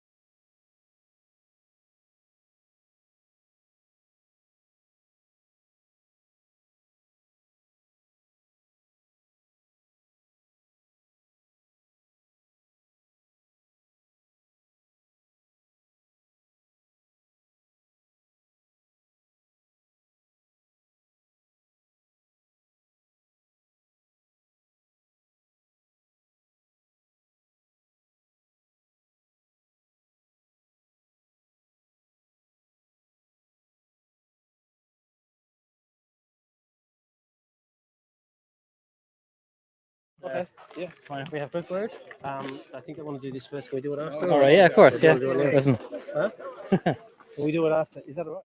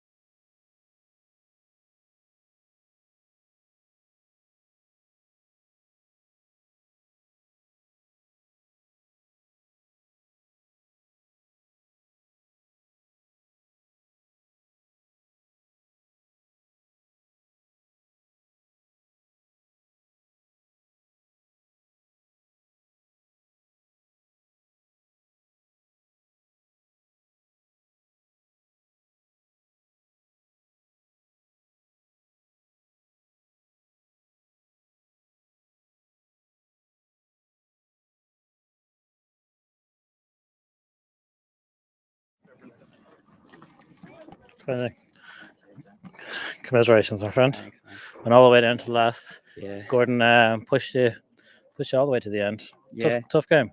Yeah, it was. I knew it was going to be tight, like the finals always are. And fairness, he made a couple of birdies on the way in, and just they closed it out well. In fairness to him, like I had my chance there in 18 hours to bring it down, but leaving in the jaws is a killer. But look, it's finals, and you have to just take it on the chin. And we're back here again tomorrow morning, so we'll try and regroup and go again. All right, Weston. Well, I'll let you and your team kind of head off and regroup and get ready for tomorrow. Yeah, cheers, Johnny. Commiserations Thanks, again. Thanks, Well done. Thanks, man. It's going to move away from the shade here a little bit as a trophy presentation is about to begin in just a moment. But you can see there both sides of the coin what it means. We were talking obviously to Patrick and to Gordon. It means everything to them. Obviously, huge performances from both players, but then from a Quinton side, it's a tough loss to take on all sides. Trophy presentation is just about to begin now, so we'll turn around to that.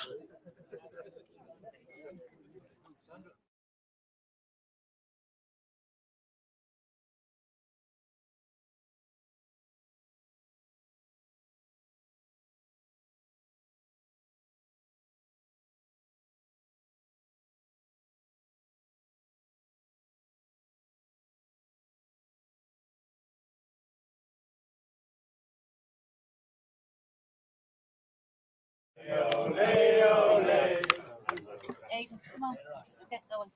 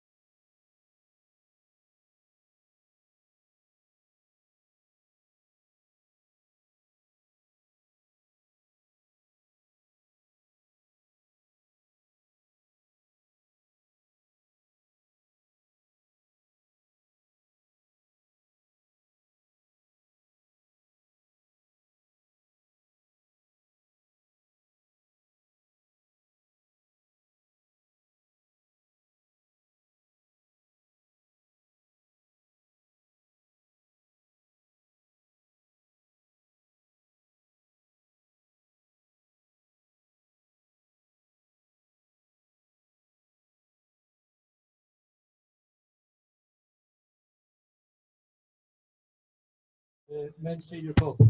My name is Joe McNamara. I'm chairman of Championships of Golf Ireland, and I would like to introduce the presentation party.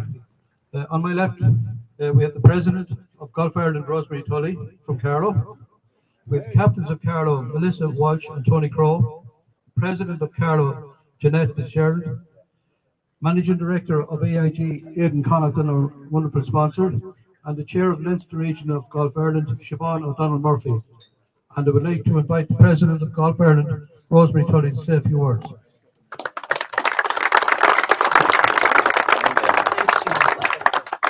Good evening, everyone. You're all very welcome to my home club, Carlow Golf Club, for the presentation of the AIG Men's Senior Cup All-Ireland Finals. On behalf of Golf Ireland, sincere thanks to Carlow for providing their beautiful course and clubhouse facilities for the AIG Men's and Women's Senior Cup, Women's Senior Foursomes and Barton Shield Interclub Finals.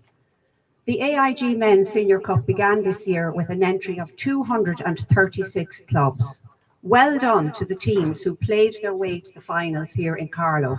What an achievement. You have done yourselves and your clubs proud. It is always exciting to watch the elite of Irish amateur golf tee it up at the AIG finals, and we have enjoyed a great spectacle of golf, played in a very sporting manner by all our competitors. And what a thrilling final we all witnessed here this evening between Castleknock and Castletroy. Congratulations to the winners, Castletroy. Castleknock, you put up a great battle. Unfortunately, there can only be one winner.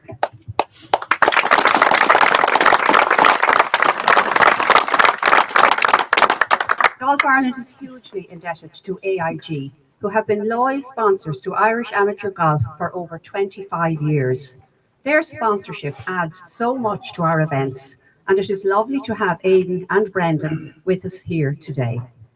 Carlow Golf Club are very proud hosts of these AIG finals, and I know firsthand just how much work the club has put into the preparation for this prestigious event.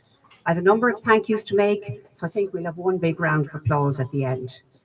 On behalf of Golf Ireland, a sincere thanks to our captains, Tony and Melissa, for their huge support prior to and during our event. Both captains took charge of coordinating all the club volunteers, and they left no stone unturned.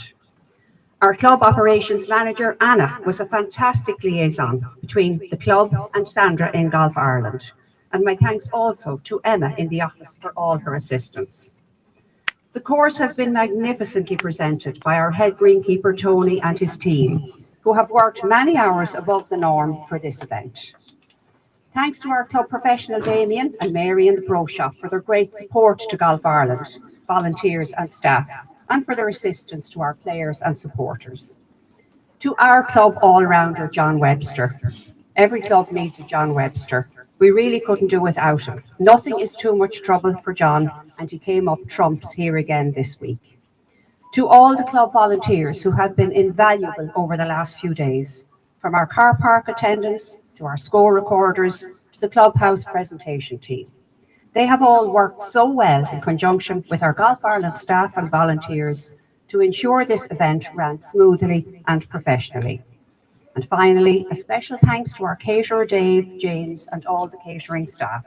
Everyone has remarked on the wonderful food here, served in a very friendly and courteous manner, and that makes everyone's stay all the more enjoyable. Thank you one and all, Carlow.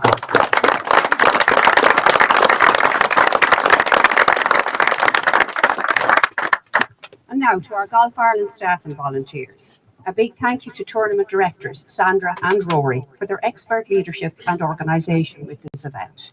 To Chief Referee Lucy and her team of Elaine, Jerry, Marion, Michael, Tony and Una. Yes, that's how many rules officials are required at an event such as this. They are first out and they're last in, always there to assist when needed, and they are indeed our unsung heroes. Thanks also to our starters who had long hours on the first tee, Emer and Siobhan. To our Golf Ireland all-rounder, Joe, who drives our mobile office all over the country to events. He sets up the site presentation. When all that is done, he does the score recording. To Queeve from Golf Ireland Communications, we look forward to reading your reports later. And to Toss from Golf File, for capturing great images out on the golf course. All in all, the collective efforts of Carlow Golf Club, Golf Ireland staff and volunteers have ensured the AIG Men's Senior Cup All-Ireland Final was a resounding success. And I will leave you all with a thought that I know you will all understand and agree, that the acronym for the word golf is Game of Lasting Friendships. Thank you, one and all.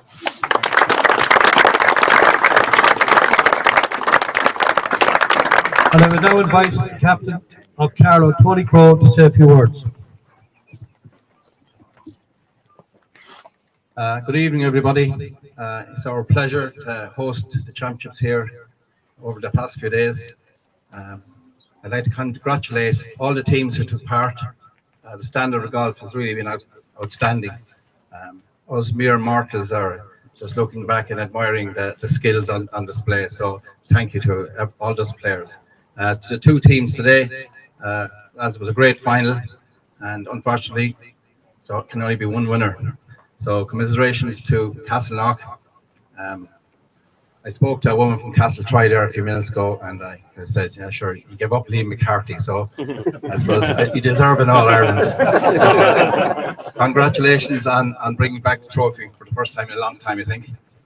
It's an absolutely fantastic trophy, so many congratulations. I'm sure you'll celebrate long and hard.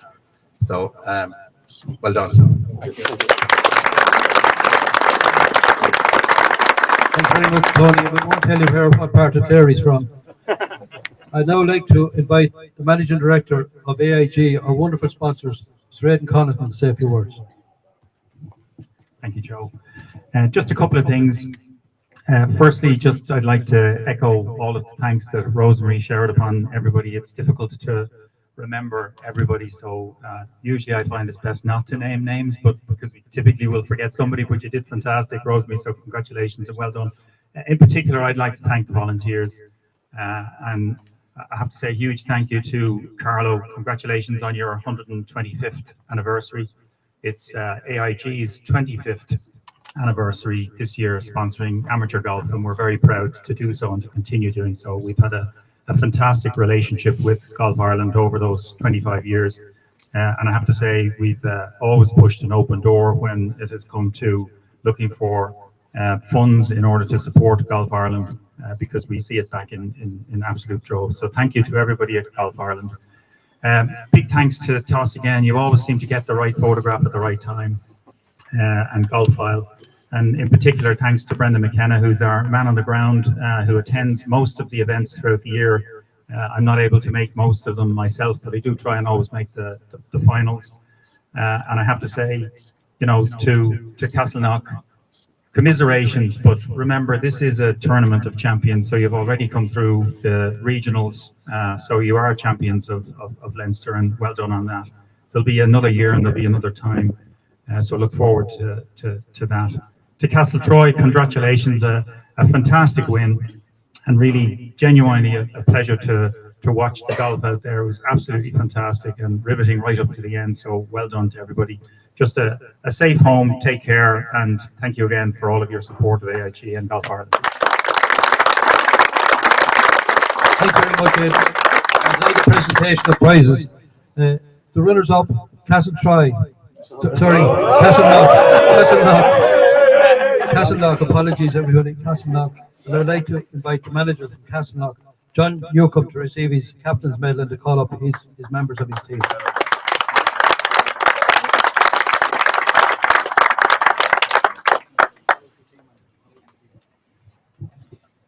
Michael Clancy.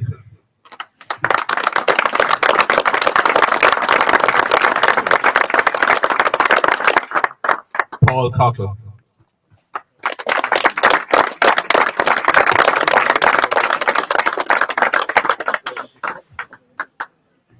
Rory Kennelly. Quinton Peru. Ian O'Connell. Mark Dude. James Smith.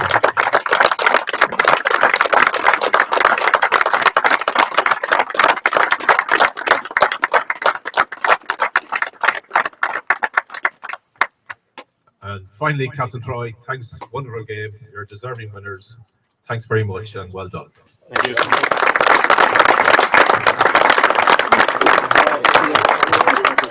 And now the real winning manager from Castle Troy, Ollie Hodges, to accept.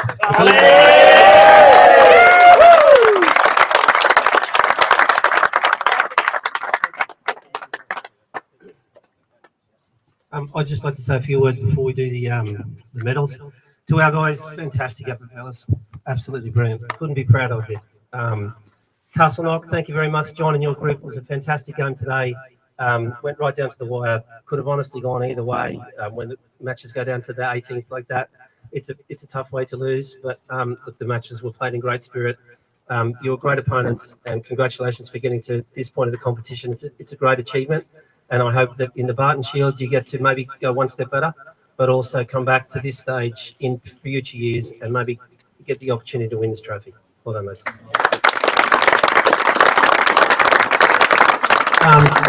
Can I just say thank you to Carlow Golf Club. The course was in great condition. It was fantastic. It was extremely fair for everyone. It was a delight to play it. All the lads couldn't have spoken more highly of the course, and we'll have fond memories of it for a long time. So thank you very much. To AIG, the sponsors, these sort of events can't take place without your support. So I'm sure on behalf of our club and every other club that's taken part, the 230 teams, thank you for your support, and hopefully it's going to be long continuing. I'll bring our guys up one by one. Fergal O'Connell. Paddy Hussey. John Kavanagh. Yara Suku. Gordon Sillett.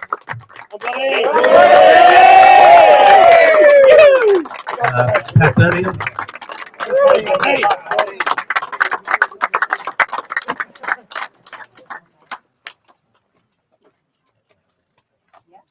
Andrew McCormick.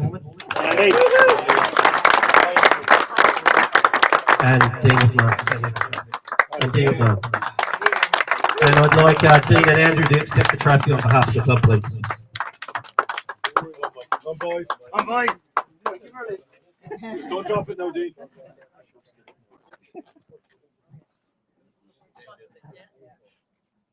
All right. Ready? Ready?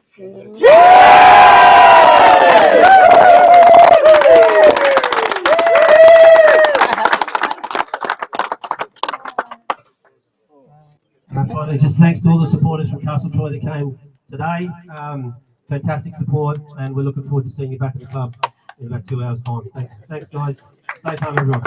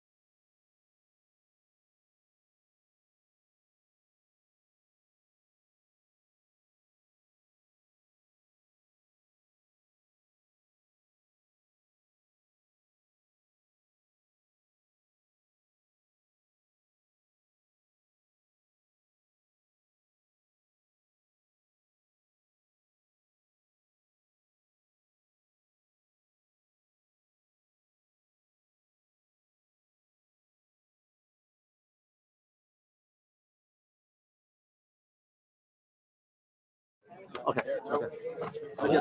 Yeah, it is. Yeah. Ollie, congratulations. You guys are the AIG Senior Cup champions. How's that feel? Great, feels great. I don't think we would have expected at the start of the year. We started this sort of process back in January, February. We got together as a group. We've had this group together for 2 years now. And yeah, it's a culmination of a lot of close matches, a lot of hard work. And to credit to the 8 lads, all we did was organise practice times on the tee times, bit of food for them afterwards, and they did all the work. So it's credit to those 8 guys. We were just there to facilitate them, and they're credit to the clubs. We're delighted. You must be very proud, as was said there. From 236 comes 4 from the regions, and from 4 comes 1. And Castle Troy is that one. It's how long has it been since the last win? Yeah, the club won in 1993, and we really haven't got all that close since. There was one, I think, Munster final a couple of 10 years ago, but we haven't probably for a club of our size probably done as well as we should have, and that's something we paid a lot of attention to. And we've the senior team winning here, and with the junior team in the All Ireland quarterfinals, the mixed foursomes, and the ladies junior cup. So there's a real focus on the club now in team golf, and look, it's coming to fruition, and hopefully this is only the first part of a few successes over the coming weeks. Well, hopefully it's the first of many. Congratulations Thanks, again. mate. Thank you. Go and enjoy it with your club. Cheers, thank you. Thank you.